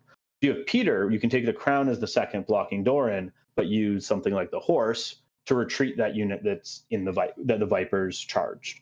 That's why, again, even with Peter, like if you have Peter and you're going second, you want to use Peter as the second of the takes rather than the first. I think, as much as it's nice to make people do 2 combat units a row, being able to do the Water Garden and then use another zone is probably higher value. And the key, but yeah, playing aggressively into Doran that's the other way, is just make it so you're going to kill them before then. The key there as well, off what Jordan said, and I really want to push home on why what Jordan said is important there, is then you, on a tempo turn like that, where the opponents come in and now activated a unit on a charge, which won't get to activate again this round, it's committed to basically its final position outside of some shifts, maybes, or the horse maneuver. The big thing here as well is that after everything of that is said and done, yes, it's your opponent's turn, but they aren't comboing. You're probably charge blocked on the unit you've just retreated from. So there's a really big thing there, and you leave swords open, which means that the Martell player now has this conundrum of saying, I want to control swords for something that I want, but perhaps don't have a good swords target, which is where they need their own Baelish in the list to be able to Baelish onto like horses or something like that to maneuver the Dune Vipers out the way, or to take letters for card draw, whatever the case may be, right? But like, you kind of put the onus onto the Martell player to do something rather than having to worry about doing something yourself. Because if they don't do something, you're probably going to capitalize on the zones that are left. The other thing, just giving some advice for Martells, I see a lot of people thinking I'm playing Doran, I want to be playing survive and get to later turns. I personally think that's not the right way to play Doran. I often will think of Doran as, if I get the points, that's nice, but the main value for me of him is causing my opponent to need to split their attention between the tactics board and the table. So to me, the best way to actually play Doran is to push offensively. And I think I was talking about before with Skirmishers, right? Skirmishers are able to take advantage of a lot of those zones that might otherwise not be what you really want to take. But now you're forcing these threats on the field, pushing those flayed men, into them, where now it's like, okay, am I blocking Doran? Okay, well then I'm just going to be smashed on the field. If I focus on the field, then they might pull back, and then now Doran's going to win on the tactics board. So I think if you're going to be playing him, you really need to be rolling him. You want to be pushing offensively and not playing to get to round 6. You actually want to be playing to get, maybe go to 4 or 5, but kind of just having him as a distraction while also getting the points when you can. I think the I agree with you. The big difference here is that as a Martell player, you should also be looking to end the game at like 4 or round 5, just like your opponent is trying to end the game at that stage of the game. The difference is that you can do it by being more clever with how you score points, and some of those points can come from, like, you're not saying I'm going to win the game on 4 or 5, but the game is going to end on 4 or 5, and I'm going to make it so I'm going to be winning you in the unit trades. I'm not smashing you, but I'm beating you in the unit trades over time. And more importantly, you're now going to look at the tactics board on 3 or 4 going, oh shit, I'm going to have to stop Doran because I don't think the game's going to end fast enough. And they get sucked into the trap of stopping Doran and not stopping the loss on the board. And like you said, it ends up actually pushing the game further into the Martell players' thing. And then on round 4, 5, and 6, they're like, hang on, the game's now quite close, and I'm not going to win because he has this second backup potentially of 2 just VPs out of nowhere from Doran. And all of a sudden it turns those drawn games, and we've all had them, those games where there's like 1 or 2 points in it, and all of a sudden it's like, yeah, but the Martell player is now just winning because those 2 VPs at the end of the round. Yeah. Also, if you can, as Martell, generally speaking, I like going second if I have Doran. Mm-hmm. I want to be able to do Water Garden on round 2, and more importantly, I want to be able to claim Sword to get my token top of round 4. Yeah. So Post. That's Doran. Yeah, Post says, I think the advice of being very aggressive, absolutely the right one, but I also think that not all factions could put out that kind of pressure equally well. I disagree. I think they all do it differently. Arguably, yes, not everyone does it the same. Not everyone does it equally as good as each other. But, Starks can be aggressive, and, the one thing Starks have going for them is they can kind of just decide, you know what, we're just going to go, and they can go in. That is kind of what Starks do. I'd say the 2 factions that might have the harder time doing it would be Lannisters and Baratheons, but Lannisters and Baratheons are the ones that I never play Doran into, because Lannisters, you're never going to get your tokens, realistically. They'll probably have Peter, and they have Intrigue. They only need to intrigue you once if they're playing even remotely a Peter game. Exactly. And if they intrigue you once, they don't even need to block you all 3 rounds where they're going first. And if they intrigue you twice, they only need to do it 1 round, which could well be round 1. Yeah. That's it. They blocked you round 1. You will never score a point with Doran ever again. So, and now your 4-point NCU is doing very little. And Olenna in Baratheons is the same thing. She can easily shut him down, and she can shut him down when she wants to shut him down. And you can really, as long as you do it twice, sure, maybe you get those 2 points. But yeah. Now, there's certain game modes, obviously, Doran's better than not. Well, Fire and Blood. Fire and Blood's basically the only one. I think... I like him. He's more interesting for me in... Here We Stand as well, maybe. But... Here We Stand's interesting, because now he has a zone replace, so he's getting more value. I actually find him interesting in the Secret Objective games, too, where... your opponent can try and block him on card, because now there's this weird additional mental math of when is it a good idea to take a zone with him, even if it gives a point. But more importantly, now your opponent might be paying points to block him, so it adds mental load. And the general premise I usually will have is if I'm playing a ton of Martells, if I know my Martells really well, the load on me will be less than my opponent because I have more experience playing with that load. So it's a bit of mind games, but it's Doran. He's supposed to be playing the mind games. Yeah, that's fair. So. I don't know if there's much personally, more to say about him. it depends on which secret mission one you're playing. I think Winds of Winter, there is a chance where Doran, I think Doran's frustrating in Fire and Blood because it's just, you kind of have to stop him, otherwise it's free VPs. And in Fire and Blood, where there's always this undercurrent of people sitting in corners, then that's a problem. That's just a problem with the game mode, though. For those of you who aren't 100% certain, I will say it once and I'll say it forever when anyone asks me. Fire and Blood is just a bad game mode. Like, it is just bad. It incentivizes play patterns and ways of playing the game that simply aren't enjoyable when you consider good players playing it. And good players don't play defensively, that's the thing. Good players play quite aggressively. But the games that are played in Fire and Blood aren't good because of that. They aren't good. There are ways you can counter those aggressive plays. It's just not good gameplay. Here We Stand is not a good game mode, just because Here We Stand's actually quite boring. You have to do math.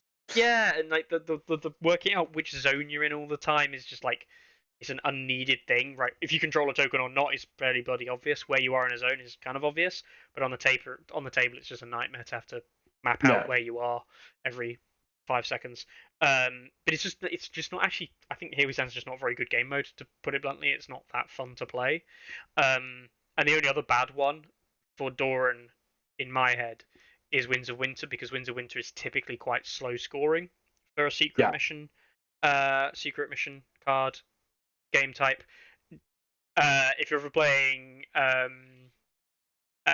what's the other one? Dark Wings, Dark Words. They can be rapid scoring, and you can cycle through those objectives really carefully, and Doran would be less impactful. Although sometimes it is nice for him in that game mode because he can, anytime he gets a zone replace, it can be like, I know when I've played him in Dark Wings, Dark Words, I feel like half the time he ends up just being like, cool, I don't really need the zone, so I need to take it. I don't like that card. Switch that card out. Yeah. Jesse says Here We Stand is fun. No, I disagree. I find it very boring to play. I just can't. Again, something that people I think sometimes forget. Like, this game is not really about killing things, although killing things is of course a big part of the game. This game is about predominantly movement and how you utilize movement to gain an upper hand, because movement will gain you the opportunity of killing things, strangely enough. For reminder for people who don't know about my look on life, is that attacking something in the flank is like giving your unit Sundering and Semi IP. Attacking something in the rear is like Super Sundering and Vicious. That's better in some ways than having just Sundering or just Vicious as keywords, because you're getting both. So, like, the game is about maneuverability and movement and utilizing movement to gain advantage, and certain keywords are just movement limiters. I don't need to attack you in the flank because I've got Sundering and you've only got 5+ armor, or I've got Vicious and you've got bad morale anyway, whatever. That's the way I look at the game, though, and as a result, I prioritize movement and movement mechanics over basically everything else in the game, because movement, I think, is so unbelievably important in the game. So yeah, but that's just me.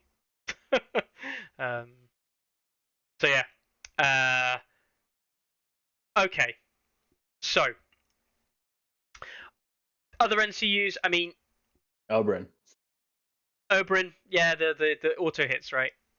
Yeah, I like Oberyn. Yep. He really punishes guys that are. He can make people really unappealing to charge. In other lists, now you might be taking these hits and a set for charge. If you have Vipers, and now you really don't want to charge the Vipers, you'll take more damage if you're lightly armored than ever. So he's pretty strong. He's the other one. Nymeria is more of a tech piece for very specific lists. You need a reason for her. And then Tyene, I just no.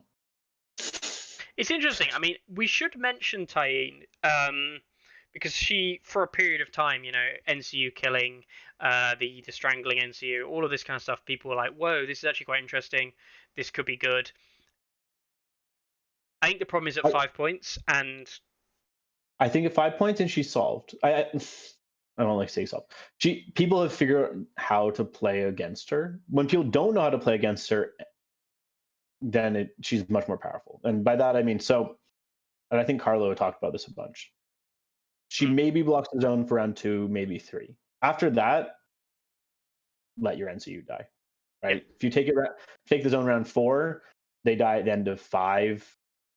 Whatever. You maybe have a round. If you're dying end of any time after that, it doesn't really matter. Even taking it round 3, sure, your NCU dies at the end of round 4, but that's okay. If you've got a good advantage, just push it. Yeah. And they spent 5 points on this NCU, right? And the other thing is, if you're pushing for that, trying to kill them, then whatever. You're trying to end into the game by round 4 or 5 anyways, right? Yeah. So it's also don't like bringing her because there's all the questions about turning her off, turning the poison off, and once we get other things, it'd be better. I think also, as Daddling says, Peter exists, so the literal only thing that I think that this is particularly good against, and now I use this term very loosely, is replacement zone effects that are quite important on rounds 2 and 3. Specifically round 2, though, the classic one, of course, I'll mention this, is Free Folk. You can block horses round 1 to stop Endless Horde, then you can poison it round 2, and they might not Endless Horde, and then obviously in round 3 you can block, and it's like, you won't get your Endless Horde till round 4, yeah. And I'm like, oh yeah, good point, I won't get my Endless Horde till round 4. So what I'll do is, I'll take this zone on round 2 and poison my NCU, and 100% play this card, because it's the right thing to do. Yeah. So you just and then it's like the other stuff. It's like you can poison the Catlin Swords combo, and it's like a Stark player's like, yeah, that's actually kind of annoying because Starks suck a bit. That's kind of annoying, and maybe that will actually hurt me in the long run. But if I don't do this, I'm not playing aggressively, and I'm not going to kill you. Yeah, or poison the sword for the Greyjoy player so that they don't want to take. They need to take it so their guy doesn't die from wounds from their what is dead and stuff. Yeah, it's like it's pretty and like fringe stuff, and when you get to like good players, and she might have more play into like a 2 NCU list. Like if your opponent's playing 2 NCUs, I think there is a bigger loss. Losing an NCU when you have 3 doesn't hurt that much late game, but if you only have 2 NCUs now, suddenly you might be talking. But generally speaking, we're looking at 3 NCU lists competitive field. The big thing is though here as well is that it's the eternal trade-off is that losing an NCU hurts in the late game if you haven't utilized that NCU to gain you advantage in the middle and early game. Like we spoke about before, specifically, it's very unlikely to see Tain in an 8 activation list. You're more likely to see her in a 7 just because of the cost and what it limits you on. And if you're seeing her in a 7, most 8 lists using an NCU don't care. We're now equal on activations now still.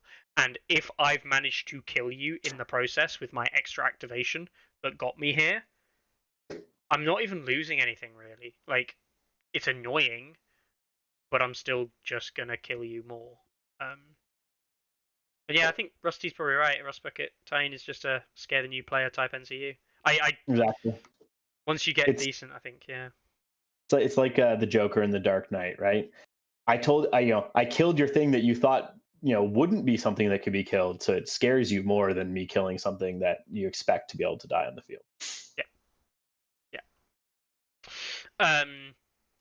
Cool. Obviously Baelish, and I've seen people run Roos NCU a lot. I've seen some people run Walder. Those people are stupid. This is a stupid combo. Walder's for a very specific meme list that is just like fully investing into Doran NCU, which is Walder, Tain, and Doran, which now you're bringing 3 very like Doran's a good NCU, Tain's okay, Walder's okay. Like you're giving up bringing really good NCUs just for a very specific play.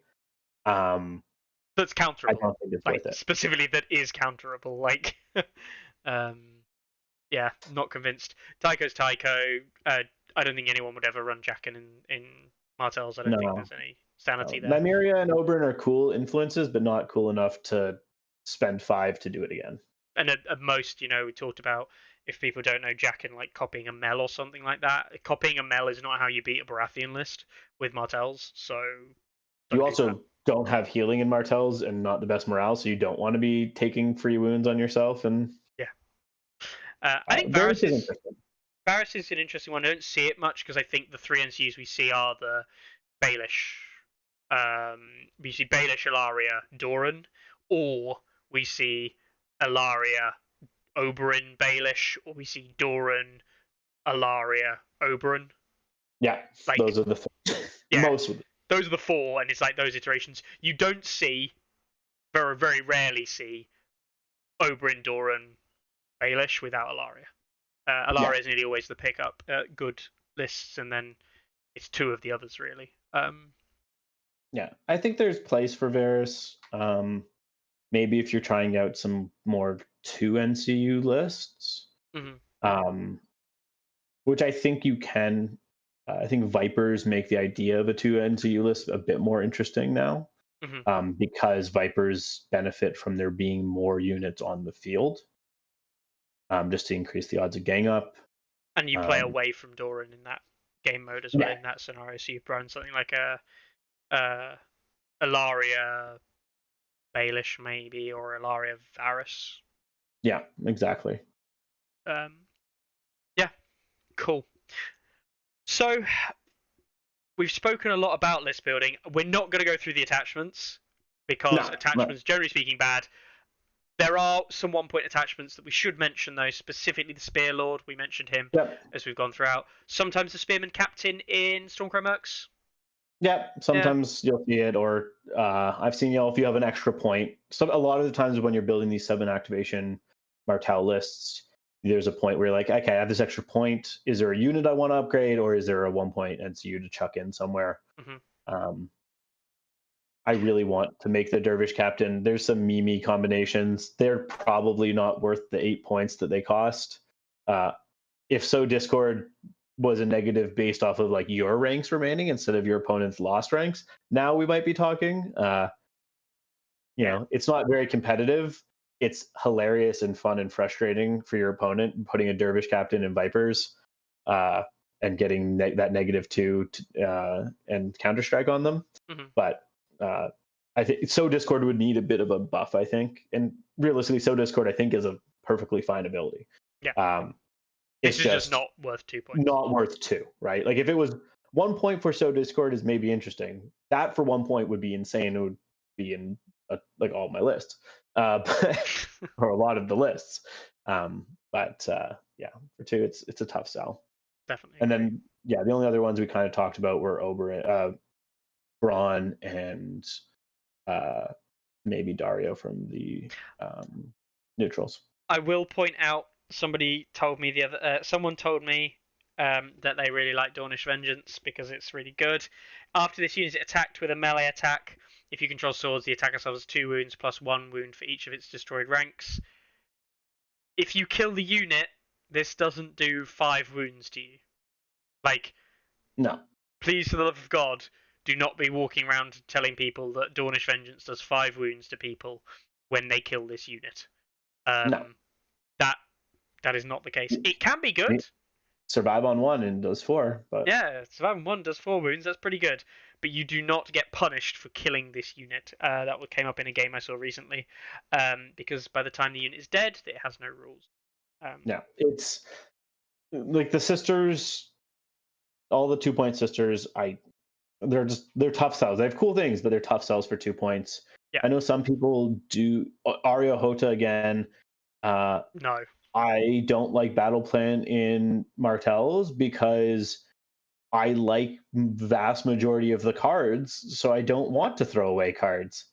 I'll cycle through my cards fast enough by just using them all in crazy strings of combinations. Mart Target's like decent for Martells. It's not that good. Oberyn is Oberyn, so he always has some bit of love. Yeah. Expert duelist is nice, but again, I'd prefer to him not to have his fangs and just be a 1-point expert duelist. But there is hilarious moments where if you have him in an other list, and there's always something fun about set for charge killing your opponent's attachments. I have to admit, I think hard I sell for ran. two. I think I ran this in my Abara list in like Oberyn in Dervishes, because it was kind of like that unit. You could just go sod it, let's do a charge early in the round if you take Water Gardens and stop me from activating, and I can kill something and put a bunch of tokens. And now if you attack back with swords, I can get to do fun shenanigans, all that kind of stuff. But yeah, generally speaking, no. Abara for 1 point is actually a lot of value. Like, I will actually add this. This is a lot of value getting the Sundering for a point. But the Uncontrolled Rage, it hurts. It's like not a good. It's not a bad thing, but it's also like just not good. Like, if it was just always sixes, it would be better. I just don't know why. Yeah. So the first time I saw Uncontrolled Rage coming into the game, on Gregor, I was coming from Infinity. In Infinity, when there's the equivalent of morale checks, you can choose to fail morale checks. Yeah. If you could choose to fail morale checks in this game, Uncontrolled Rage suddenly amazing ability, right? Yep. Sometimes you might be forced to charge, but you could always choose to fail the test. But as is, it's just a downside to me, right? Yeah, sure. Sometimes I might get a guaranteed charge, but it's more likely to me that there's times where I don't want to charge units, and Martells want to be playing that more tricksy game. Yeah. Being forced into a charge is not what Martells want to do. No. I want to engage you on my terms, not it can be hilarious though if you get briberied and then pass the test to get rid of the bribery on the way in, but never happens. But bribery is not very good, so yeah. All right then. So list building wise, we'll just look through. Is it best to look through your two lists from Great Canadian Open, or should we build two lists yourself? Let's build them. Let's build the two, and then that I use from Great Canadian, and then maybe the Obara list that I'm toying around with. So first, let's start with the Uller, because Uller. So first thing, we have Uller in Spearman. Classic. Next, I always start with my in-faction units first. Sand Skirmishers with a Spear Lord. This isn't necessarily the order I put them in the list. It's just how I have them on my screen. Next, Royal Guard. Empty. And then a unit of Flayed-Men. Disappointing. I will say this: I still would bring Flayed-Men with Uller, but these lists for Great Canadian Open, I did not have much time to try the new units before. No, that is not my list. Oh, did you run with Oberyn? I went with Oberyn, and I'll explain that. So this list, I had it with Oberyn instead of Peter. So this is a pretty standard list these days for Uller. Yeah. We've talked about it. Uller is just in that Spearman unit to kind of heal, give some support. 5 up on the spears makes them, they're not gonna usually die in one attack. You have the Skirmishers to take advantage of Doran's abilities. The zones you want, also adding support, giving the Flayed-Men precision and rerolls if they charge over a bog, but also blasting away.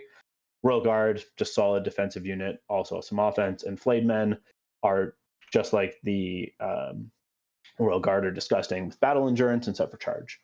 Usually it would be with your battle endurances, I'd do Flayed-Men get the first one, Royal Guard get the second one.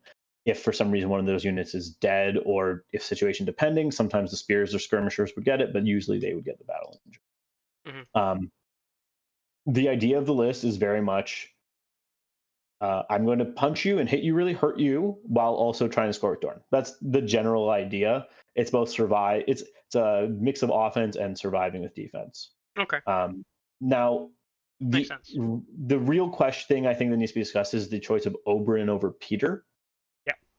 So this is my list that I plan to play into Martells and playing into Mance or Varamir.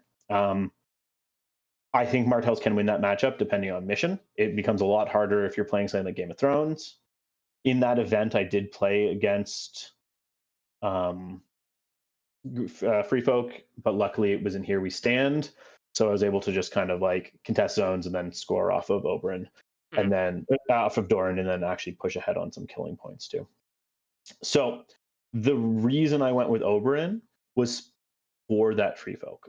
There are good reasons to bring Peter into the Free Folk, but the auto hits can really deter a lot of the things I'm worried about in the Free Folk. So namely things like chariots and Varamir's pets, right? Those pets are can't charge you if Oberyn's on them. They can, but it's really risky. Taking 5 hits off of a full strength unit, probably going to just kill you. Chariots don't like it either if that unit also is risking a set for charge. So it makes your opponent be a lot more worried about that. So that's why I did it.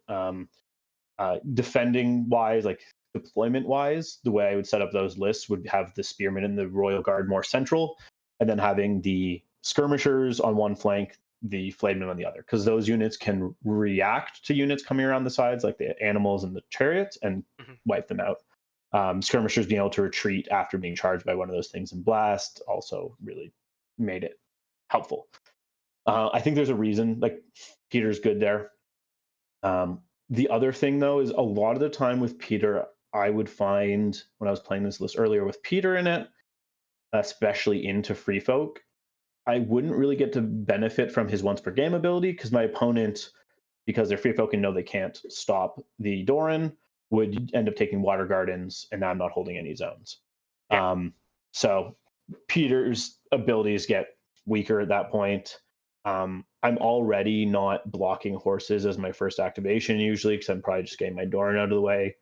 Into Free Folk, you can wait and do it as your second NCU activation because of that, but I found that Oberyn was more interesting. Also, less neutrals is always better in my mind. I just prefer to not. I'd still keep this list probably the same. I think, you could switch out the Flayed Men to go pure Martells and get in the Knights, but Uller really prefers Flayed Men. Flayed Men are a much scarier thing for set for charge, and battle endurance also starts benefiting them a lot sooner.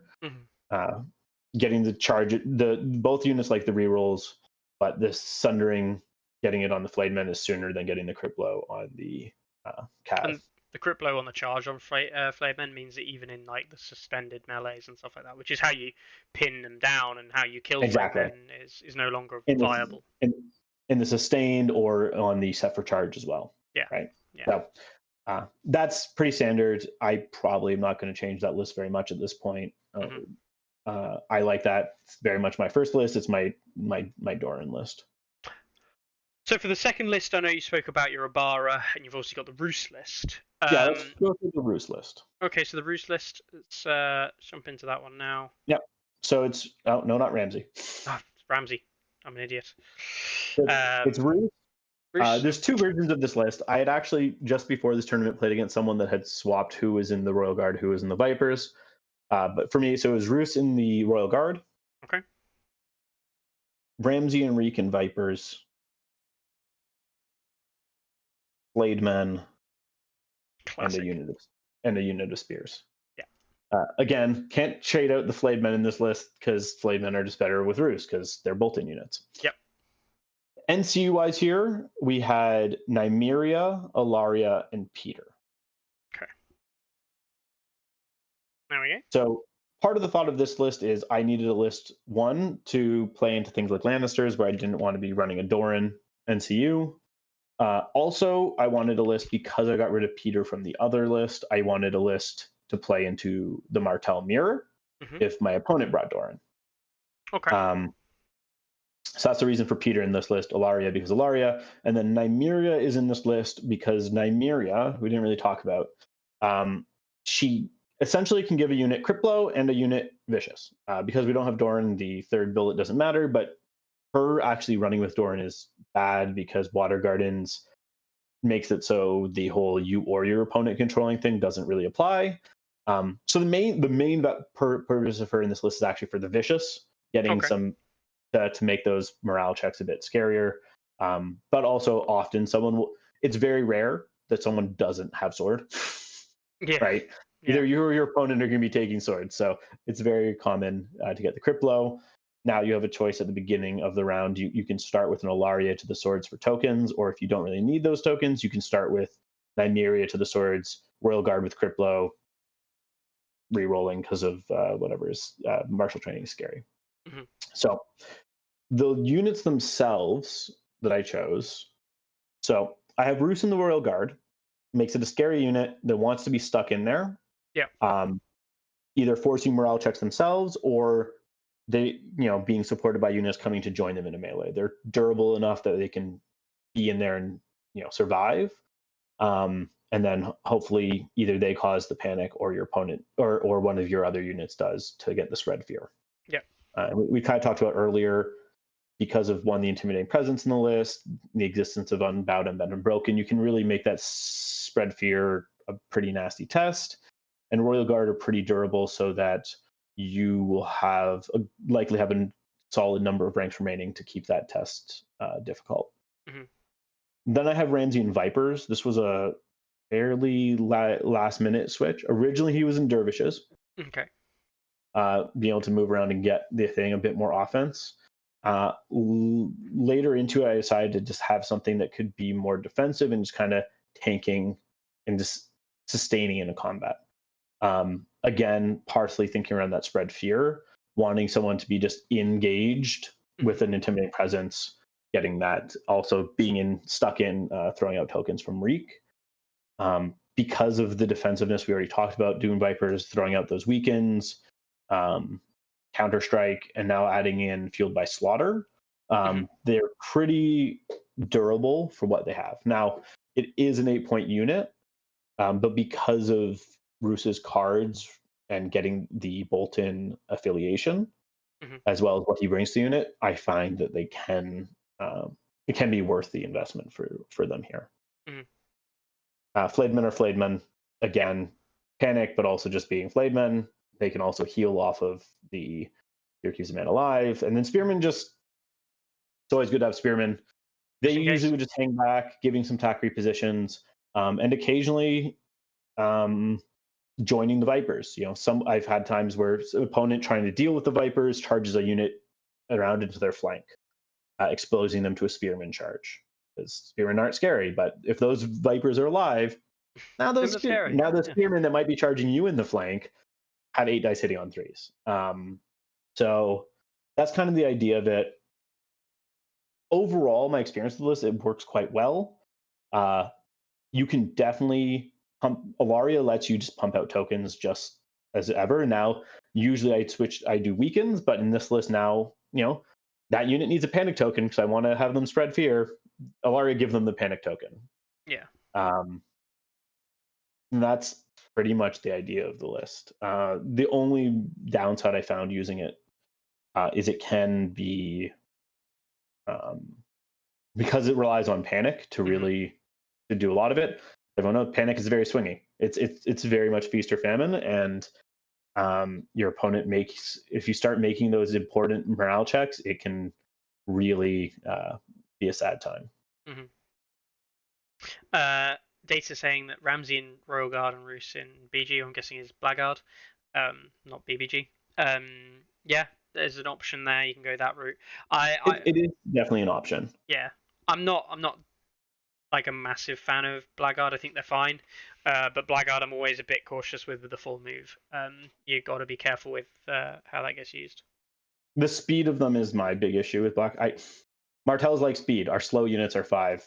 Having someone go down to 4 makes a bit is annoying, but there is value to it, right? If you're really if your goal is that spread fear, then there's value in spreading fear when they attack you. I mean, if I was going to do something like that, I'd probably very much change it up. I'd probably go for something a little bit like this in the list. Get rid of the Ramsay Rion unit, but for now, and I'd probably pick up 2 units of Spearmen to kind of propel the Blackguard forward onto central objectives, because that's what you should be doing. in a list Mhm. like this, because you need to make the blackguard do something, and then you're kind of forced into picking up flayed men as your last option. The problem is now is that you've got no points left for anything else. There You is an could run interesting dump stuff. version of the list that I know Brett has played, and I was discussing with him, which is an 8 activation version of the list that adds in some cutthroats. Yeah, yeah, you Um, could do that. which I think is valid. I maybe it's because I started with playing Targs. I like having cavalry. I get away with not having cavalry in Greyjoys because I have Wendemere, which when you shift as an active shift, can help fill that gap. But yeah, Could run if you really wanted to. Something a bit like that at the 7, with a single blackguard, double spearman, single cutthroat, single sand skirm. And to use, you might not take Nim, but you're taking something similar. yeah. So something a little bit like that. Alternatively, you could drop the blackguard if you wanted to, but again, that's the whole point of the Roos list. I think if you were going to go to an 8, then with Roos, I mean, in all honesty, I think if we're going to go to an 8, we probably don't use Roos, right? That's what I think as well. Yeah. If we are talking about an 8, are we probably looking at either Oberyn or Harmon, Allah? I think Could run it with Ibarra. works. Obara, I think, actually can also do 8. I think Ibarra wants a 7 though, because she wants a unit of cav, right? As well as her unit, ideally. Ideally, probably. I'd probably still go Uller at 8 before I'd go for Oberyn. Mm-hmm. So with Uller at 8, it looks something like this, right? Probably be Royal Guard for the 7. Yeah. Well, you probably run Royal Guard and a unit Dervs, right, or something like that. Yeah, probably either Dervs or Vipers to be able to make other things more threatening. Probably the same. Vipers is actually quite interesting with set for charge too, because they don't do the same thing Royal Guard does, where they might do a lot of damage to you on your way in, but they do give you that weekend on the way in. The reset of positioning. Yeah, so probably run Oberyn here. Maybe there's a question if you run Doran. You definitely run Peter because you're running a non-ranged unit list, so you need to be able to take swords early for letters or bags or something. Yeah, I think that works. And Oberyn helps make charging those weaker units a bit scarier. Yeah. So I think that's a fair 8. Again, I don't like running double Uller, and I'm a big fan of the 7 activation Uller list. So, yeah. You could probably run something like this very similarly, though. Like if we were being a bit more kind of thing, you could run this as an Ibarra, put her in the cutthroats. And I think yeah, exactly. The thing is, if you run it as Ibarra, you just put her in the cutthroats. You could put her in the Royal Guard if you wanted to, but yeah, you could. 6 yeah. 2/3s. Yeah, exactly. Cool. I think lists like this also work with the likes of Vargo as well, like kind of work with Vargo and things like that. Vargo has some interesting things. I think Vipers are fun with Vargo. I think they are. I think if you have Vargo, you go for when we were talking about the triple 6 point units. Mm-hmm. You might do something like Vargo and Vipers, another unit of Vipers, a unit of Zorse, then 2 Spearmen. Yeah, I like that. I like that list combo. It's a fun little combo. You get plenty of weekends out. You could theoretically drop one of the Spearmen or a Stormcrow Merc with a Spearman Captain if you really wanted to just dump weekends everywhere. Mm-hmm. So Vargo is interesting as long as you're getting those weekends. You definitely want that Zorse unit in there, just so you have another unit to take advantage of the cards that have if it's a Bloody Mummer unit. Cool. The big problem with Vargo for me and Martell's is they're very rare for me to have a unit with him that I want to be taking advantage of the free attack at the beginning of the round. I mean, there very rarely is a time where that is a particularly great card, unless it's towards the end of the game anyway. So that's fair. The last list I did want to talk about, though, if we have time. Yeah, go on. So the list I'm toying around with now as my Obara list. Okay. Pretty simply, it's very similar to my Uller list. So it's Obara in Royal Guard, the Sand Skirmishers again with the Spear Lord. I know why you like this one, right? So you don't have to paint a new army to run it, right? You can just keep the same painted models. No. The final unit is Starfall Knights. Okay. Yeah, no, that's fair. And then it's Peter, Oberyn, and Ilaria as the NCUs. What is becoming in case people hadn't realised, a quite classic matchup of NCUs, like we discussed. Yeah, exactly. Yeah. So again, this would be my second list, not my Dorn list. I think this would have more play. Again, worrying about Martells as the Martell player. I think this list has a much better play into Martells. One thing I found playing into the mirror was if you're playing into the mirror and you're not doing the Doran, you really want to make sure you have Sand Skirmishers. Again, so that when you're blocking Doran, you can be taking advantage of those zones. Yeah. Also, Martells do not like being shot, so having something to shoot them with is very good. And this list gives 3 units that all punch hard, that will punch into Martells and other factions pretty well. There was a version of this list I was toying around with where I got rid of the Spearman and put Obara in Cutthroats. Because then now you have all 4 of your units are real on-field threats. You lose a bit not having the attack reposition, but now your opponent has 4 units they have to worry about, right? Obara makes the Royal Guard that much scarier, but Royal Guard on their own are a real threat.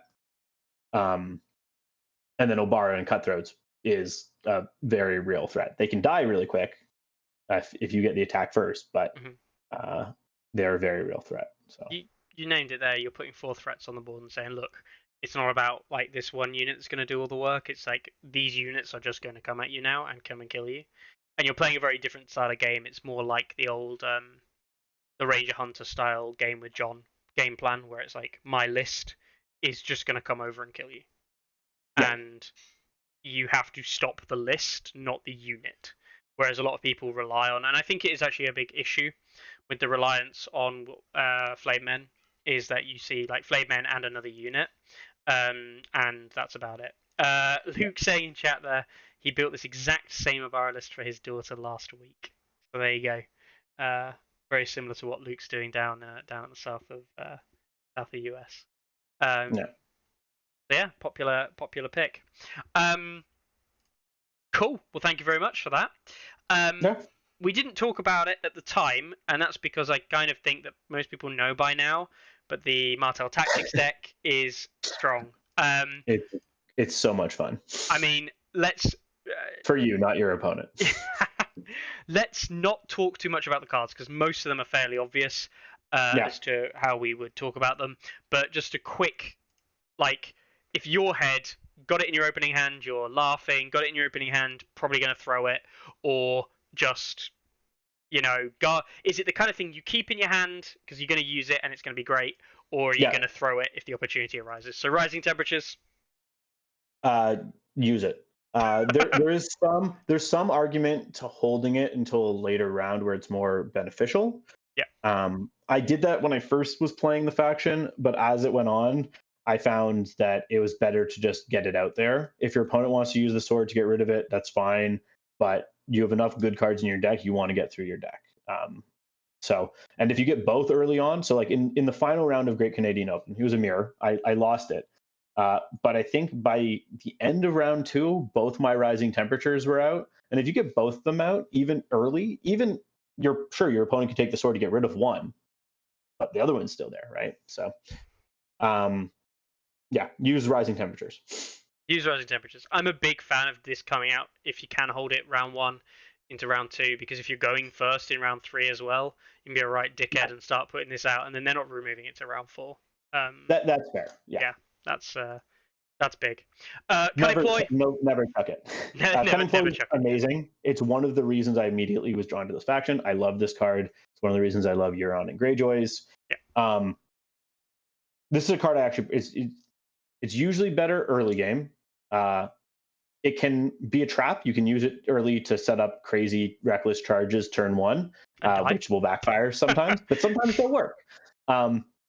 I rarely chuck this card. If I get both in my hand, I'll chuck one. But what I'll do is I'll try and use it. There's usually some unit that I don't, especially like turn one. Usually, maybe your spears don't really need to move up. Maybe I can move them up with the horse or something, and I can just use their activation to really either position something for the next turn, or to reposition a unit. And so if you deploy in a way that your opponent's more spread out, being able to just reposition a unit back over to the other flank or something, or closer to the other flank, so that you're more condensed and your opponent's more spread out, so that you can bring your three scary units to bear on your half your opponent's force, and then they're just scrambling to get the other half over. Cool. June tactics. Use it. I don't like chucking this card. I rarely would. It's very strong. If your opponent's playing like a monster mash list, it's not very good, unless you're going to control the crown. But otherwise, yeah, this card just makes people sad. It's part of the crazy combo of like chained cards that Martells can do, and it can really make your opponent suffer. If your opponent makes a big play, sets up a unit, usually spends a bunch of resources to make a big charge, and then suddenly you drop Dune tactics, and now most units, cool, now you have 4 dice. Yeah, I think the big one for here is like, this is what bribery wanted to be. Bribery has the issue where it's too easy to remove, and it comes down well ahead of time. It costs tempo or activations to do it. And it comes well at you know where the bribery is before you make a play, before you make a push. Whereas this comes down like, I'm now opening with my alpha, and you're like, yeah, but was it really your alpha? One thing to note with this card too is the 2 abilities are separate abilities. Yeah. The if you control crown ability does not require the opponent to have the same or more destroyed ranks. And there are times that it's just good to get those extra tokens out. Tokens are great. And be able to just drop 2 tokens if you happen to have the crown is just really nice. And Bound and Broken, you mentioned this quite a few times. I mean, auto-passing panic tests is just good. It's an amazing card. Yeah. You hold it, you save it. There are times, like if you really want to get through your deck, which sometimes you do with Martells, you'll use it even if you do pass a morale check. There have been times where I have, because I'm looking to like make sure to wipe out a unit. And not only does an auto pass, it then also lets you put this on another unit to get -2 morale on them, which is just like cool. It's like all your units have vicious against that unit. I have no idea why it has this double effect. I think it's nuts. It has this weird thing where if they're targeted by swords, it gets removed, or if one of your units gets destroyed, that's the you got broken. So now you're not unbroken anymore. So this card goes away. Next up, sound diplomacy. Now, there's been some rulings on emails. Ignore the rulings. This doesn't really do what you think it does. It doesn't turn off NCEs in the way that you think it does, at least as our current understanding of the rules. Overall, pretty meh. It turns off Wendemir's, maybe. A lot of the value of it comes from the weaken sometimes, being able to be like, cool, if you take the swords, then I get to put a weakened out before you attack. Yeah. I have this card. I try to use this card because I'm just trying to make sure to use it. If I have Joran, I find I will often just chuck it. I find it can really screw up your Joran plays. It's Joran and you plays. It has some play. Certain lists like it less. I played into a Baratheon list that had like a what's her Melisandre Jaqen, because what this does turn off is influences. Yeah, it does screw off influences. And if your opponent's running some weird like 2 NCU list and they're just doing Mel Jaqen for some reason, it makes them really sad, because now it's like, oh, I guess I'm not taking that zone I wanted to with Mel or Jaqen, because I won't be able to Mel bomb you. But otherwise, I think try to use it. Just be prepared that it might hurt you in return. I have to admit, I'm a big fan of this, knowing as the Martell player that I might take the weaken token, but it's like, I just didn't want you to take that zone from me. Yeah. And I will put this down there to claim it, and they think they're stopping me taking a zone, and I'm like, I'm gonna happily walk into this with my ability, because my ability still gets to go off, like with Alaria, for example. I still get to remove a token and put 2 tokens out because I took swords. I just happen to then lose the ability afterwards, which doesn't matter because she's already resolved. And then I put a Yeah. weakened token on, and I'm like, I don't care because the objective wasn't to. This is one of those Stop me getting cards that tokens. really needs an FAQ because it's been ruled differently a ton of places. It's not very clear. Yeah. But it's fun. The other thing is it also can give you a bit of information into what your opponent's thinking based on the zone they choose to block. Yes. It also leads to funny moments where you're like, cool, I'm doing this because I want to block you from doing the swords, and then they do it. I'm like, oh, well, I guess I need to choose another zone to that. Okay, you chose the one I wanted to choose, but I'm a big fan of choosing water gardens, by the way, because if you choose water gardens, they're less likely to take it. And then you're like, cool, so you don't turn off any of my abilities for a while, and I'll take it. That is fair. Even if Superior it doesn't positioning. Cool. Rhinish Vengeance. That's all we should say about that card.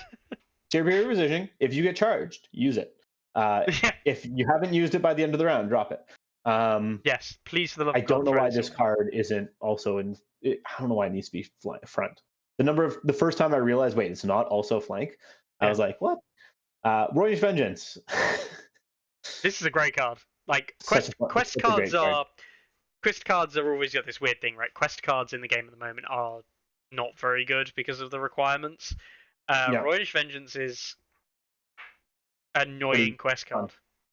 So there's 2 things you can do with this card. One, you put it on the unit that's going to chuck a lot of dice, and you're going to be throwing weakened tokens on. So after they've killed something of yours, it takes wounds. The other fun thing to do is put it on a unit like a solo. Put it on something like Joran, or put it on to Dragonstone Nobles. Yeah. Dragonstone Nobles have a lot of have a high save, but what they don't like is, oh, did you kill one of my units? Cool. I'm just gonna take the crown and then now just start doing auto wounds to you. For those that don't know, you are allowed to target your opponent with the crown, the envelope, because putting the token on is targeting them, and you can target them with the money bags. You can choose to heal 0. From how it was ruled at Great Canary Open, I think from what we can tell is correct. The May is attached to the healing, but not the token removal. So you are required to remove a token if they have one. Yes, you may heal wounds. Them. You have to remove a token. You have to remove a token. Yeah. But every time you do that, you do wounds to them, and it's hilarious. I know the game I played against Carlo in like the Neg Elo tournament. He had killed a unit. He had been escaping with like his hedge knights that were one of the marked targets. Always put it on the marked target if you're playing Fire and Blood. Mm-hmm. And I had nothing to get to them. I was like, oh wait, Royal Vengeance is activated. Oh cool, do the morale test. Oh, you're alive with 1 wound. That's interesting. You can't heal them now because notably it does the wound before resolving the zone. So he was stuck there with 1 wound. It was like, I can't heal them with the bag because then they just die. And then he didn't realize that I could also target them with the bag or the envelope, and was able to wipe them. You can't win the trade-off, right? So it's as quest cards go, it's pretty great. You also, it has the benefit of not needing to have the issue of the other ones where you put it on the unit, that's the unit that ends up getting killed. Yep. So yeah, it's fun. It's annoying against Night's Watch where you now have a stack of cards that you put on their units to join their stack of cards on their units, and but you put Royal Vengeance on there, you put Unbowed, Unbrent, and Broken, and you put Rising Temperatures. And if you're an Oberon, you might be put like something else. And it's like 3 or 4 cards, and then the Night's Watch got like their own 6 cards or 7 cards, and you just casually have 10 cards attached to a unit and work out the essay of rules they now have. Pretty much. One quick thing to note with the Martell deck is one of the nice things about it is there is very little overlapping triggers. Yeah. They pretty much all have separate triggers, and some of them are really good at chaining together, especially once you work in like Uller's cards with like separate charge. You can have your opponent, and I've had this happen multiple times, charges you, you play superior positioning. Then you play. They completed their charge. You play set for charge. Then they get around to doing the attack on you, and you play Dune Tactics. And then after that, you Unbound, Unbent, and Broken to pass morale. Oh, and to start that, when the unit activated, you play Rising Temperatures. And at the start of the is- same turn, you play battle endurance. There yeah, you go. Rider's Vengeance. Vengeance. Yeah. It is insane how like it is very common. Getting the full stack is uncommon, but it is very common for when you attack a Martell player for them to play multiple cards. And I actually think Martells, I mean, outside of card draw, and they don't have a lot of card draw, thankfully, but Martells are one of the few factions I see regularly go through the 20 card deck before the end of 5. Or Yeah. even definitely the end of 6. yeah, and part of it's cycling. Yeah. I think one trap players can get into early on is there's a lot of really good cards here, and it's really tempting to hold them for that perfect situation. But it is much better to use them at a slightly worse situation to get through to other cards in your deck. Yeah. Like, sure, maybe this isn't the highest value I could get out of this card, but it's value, and it lets me get to my other card to get value from that. So Good enough.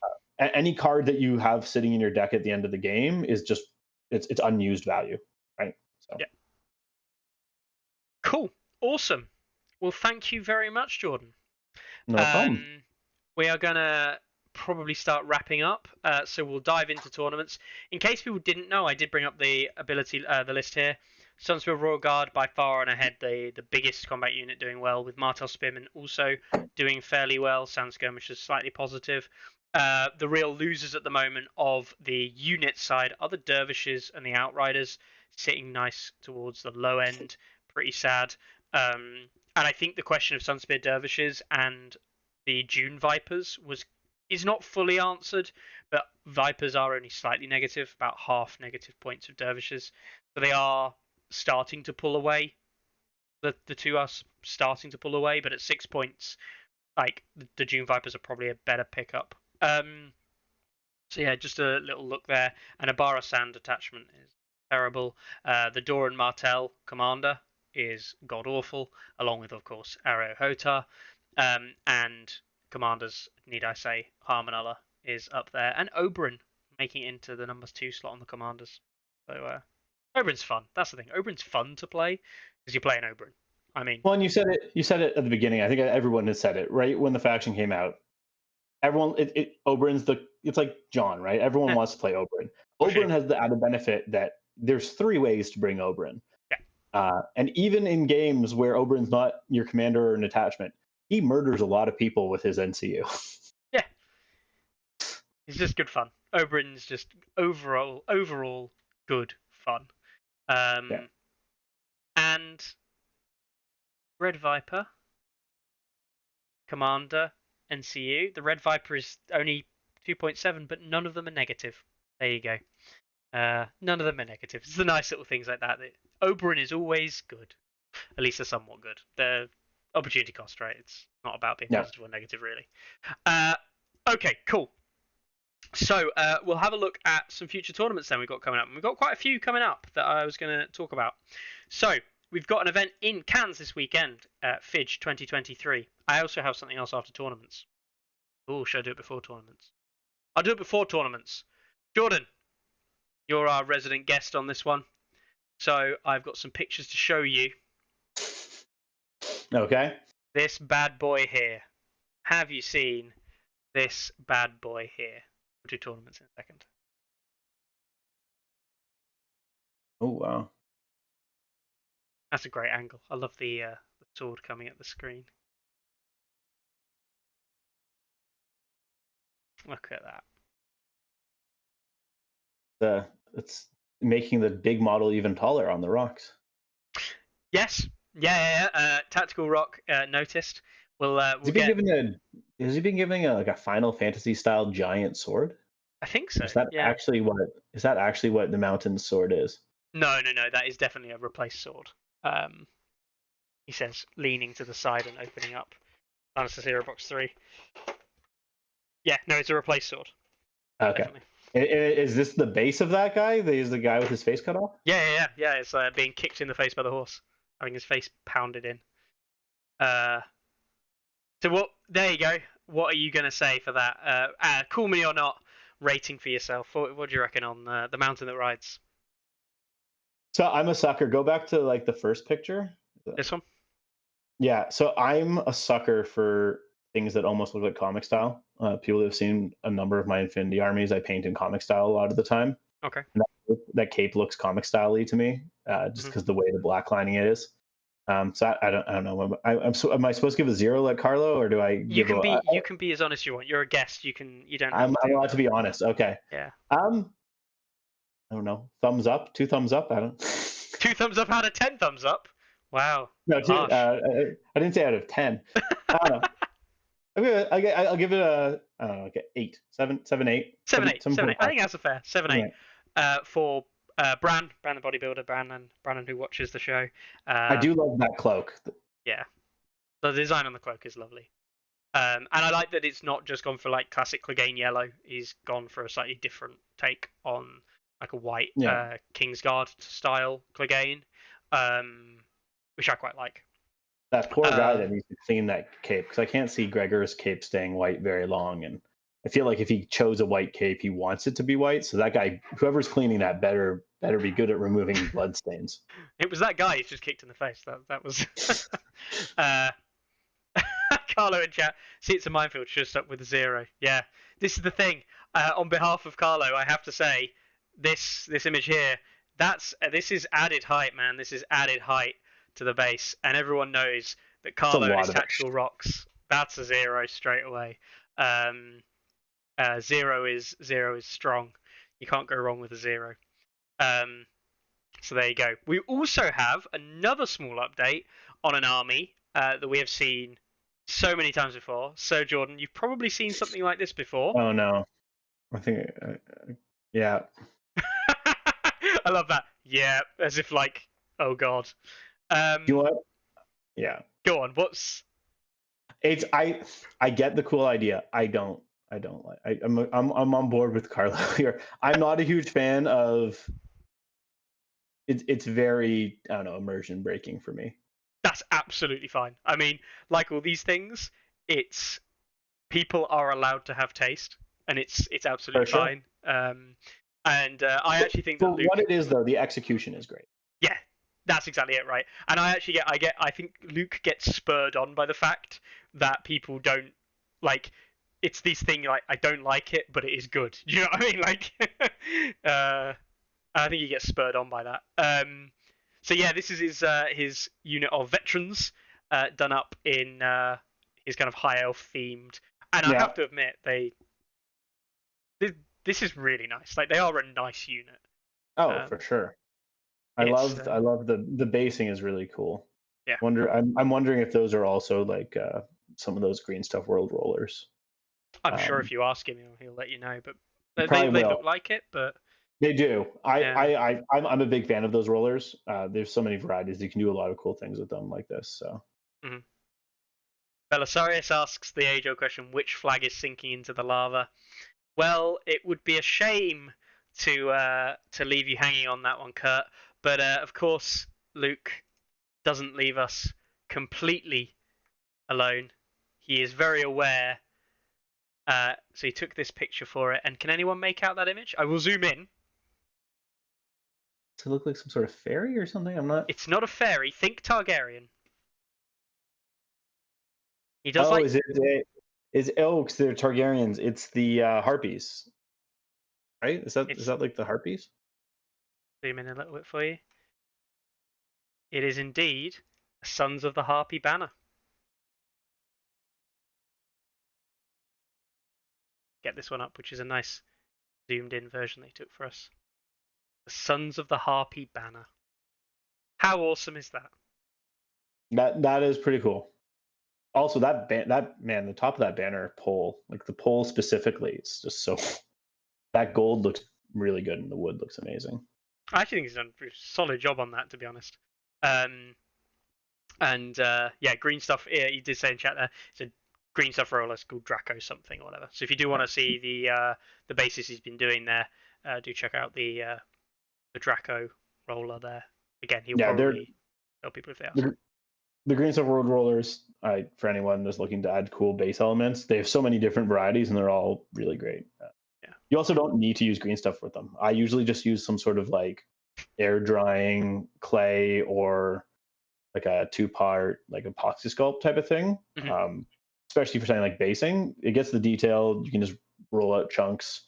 On my base, I have them like on the tray, like with the things popping out, but it's really easy to just break them apart like he did here and just have cool looking, interesting pieces. So, before we move on, he always does, in case people don't know, he actually does custom cards for them in the green and with the actual logo from the actual thing there, which he customizes. They have the same rules and everything because, of course, it's the same game, but he gives them things like Dragon Bow, Valerian Blades as his kind of mocked up versions of them. So he does put the effort in. It's not just doing one thing. He likes to go full in, and that means now we have this army.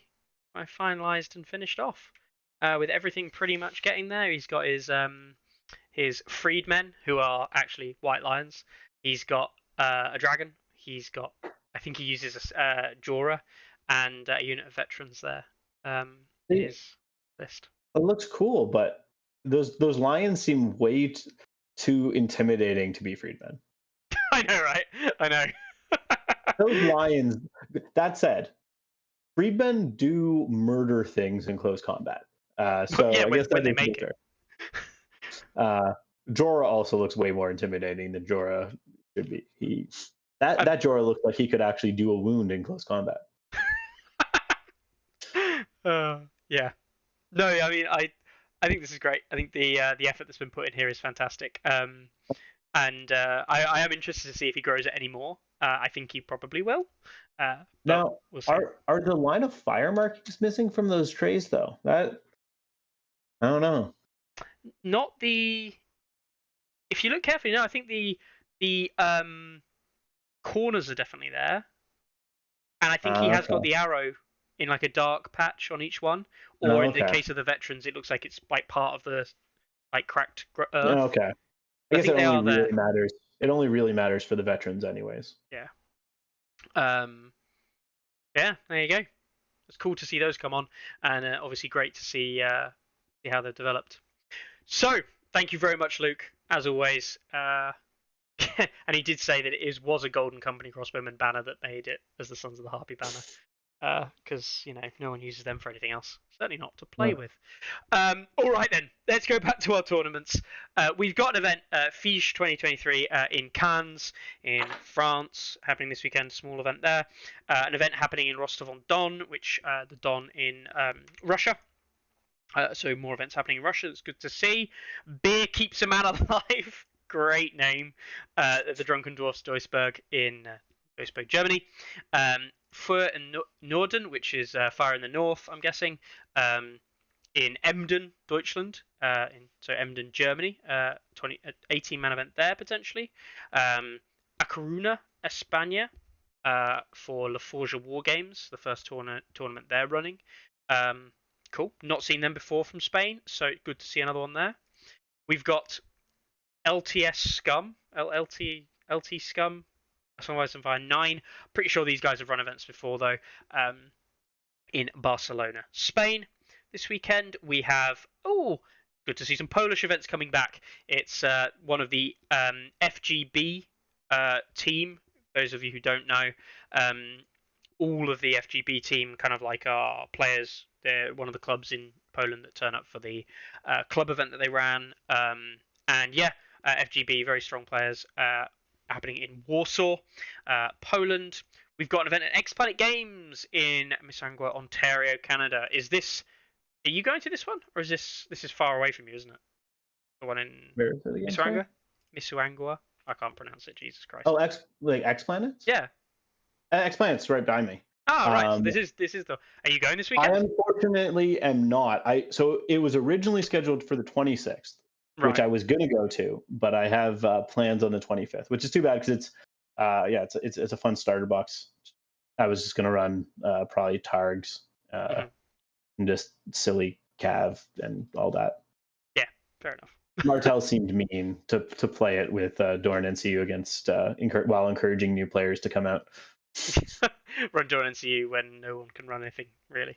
Yeah, pretty sad. Cool. Got an event happening in Baltimore Annapolis Boulevard. Wow. Not something I thought I'd ever hear before. But Maryland, happening in Maryland. Maryland Somg of Ice and Fire, not Song, Somg. That's definitely a typo. Winter is here. We've also got this weekend the Cherokee Open. For those of you that forget, the second one in FLG's series. If anyone is looking to go to the Cherokee Open, do definitely try and go along. I know Luke is running it. I know they've still got tickets left, so get your tickets to go to that if you can.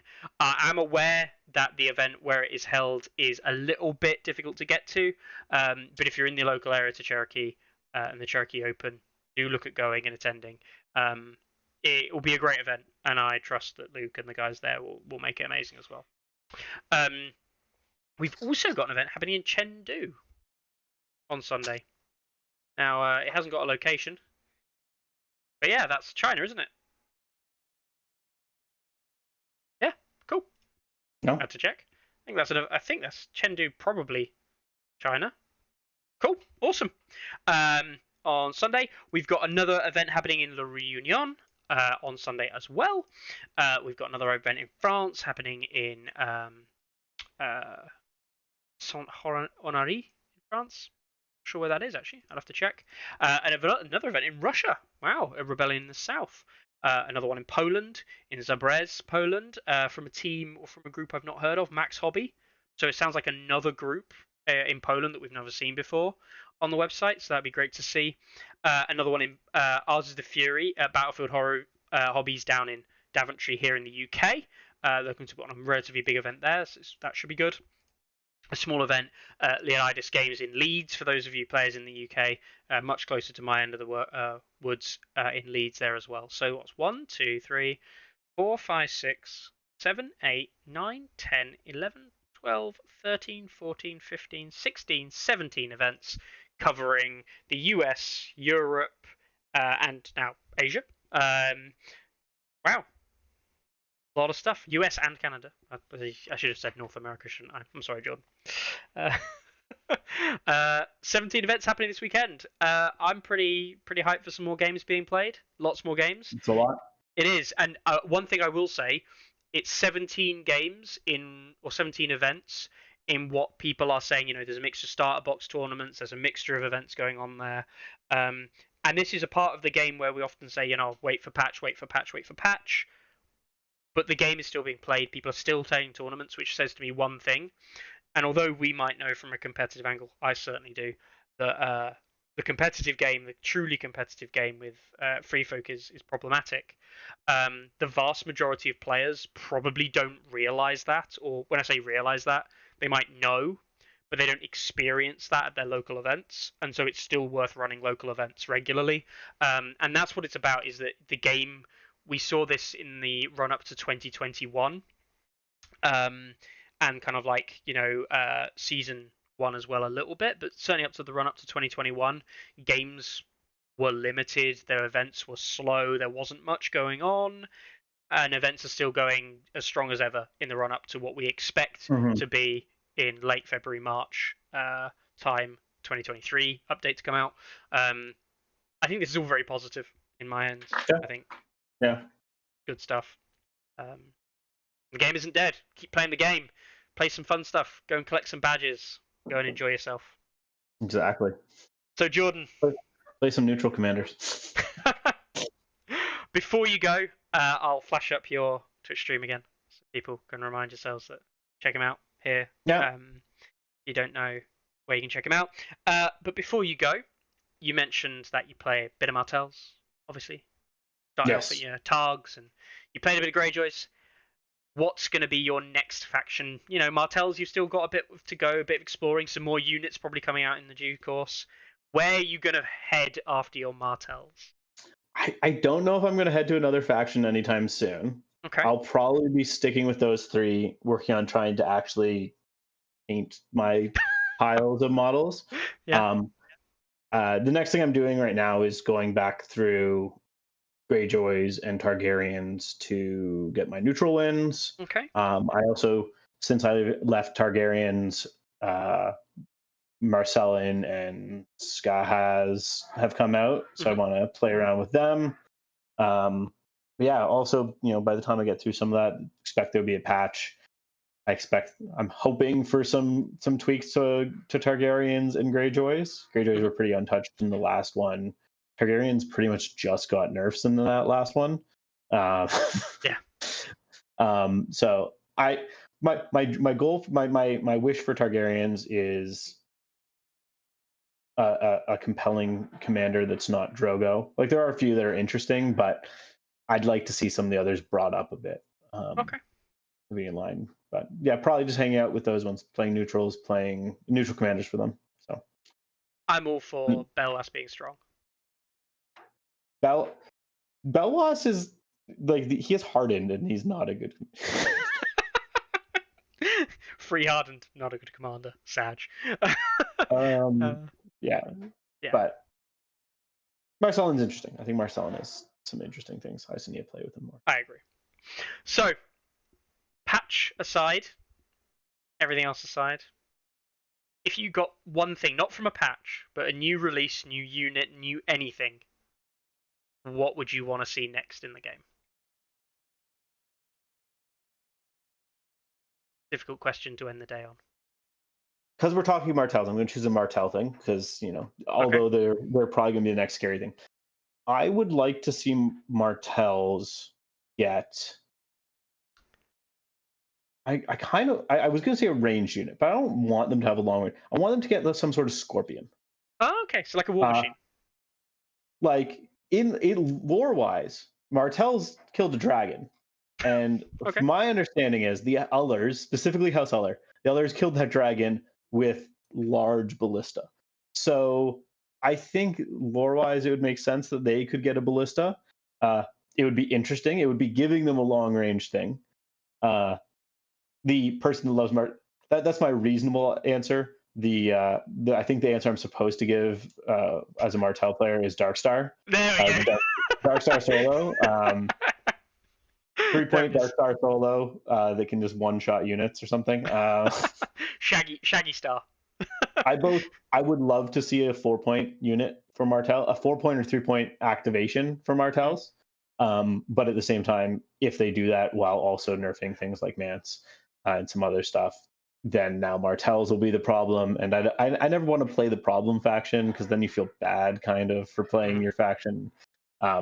I think Martells being able to get up to 8 activations without sacrificing too much would be very, very scary. So I'm just going to stick to Ballista. Okay. But Darkstar is Hero Box 2 will just be Darkstar. Just Darkstar. Four different Darkstars. It's a box of dark stars. I can't go wrong. Well, thank you very much for joining me. It's been great. I've enjoyed today's show. And anyone who's watching, feel free to comment, like, subscribe, all of that rubbish. Not just to me, but of course Obyiscus as well, Jordan. Yeah. And I guess I'll catch you all next week, probably, where I'll probably be talking and raving like a lunatic over some random topic that I haven't decided yet. Maybe there'll be news. I know, right? Going through some news, perhaps. Doubt it. Anyway, have a good week, guys. I'll catch you next time. Bye. Ready? Aim! There's too many! Anyone see my mammoth? Stumpy!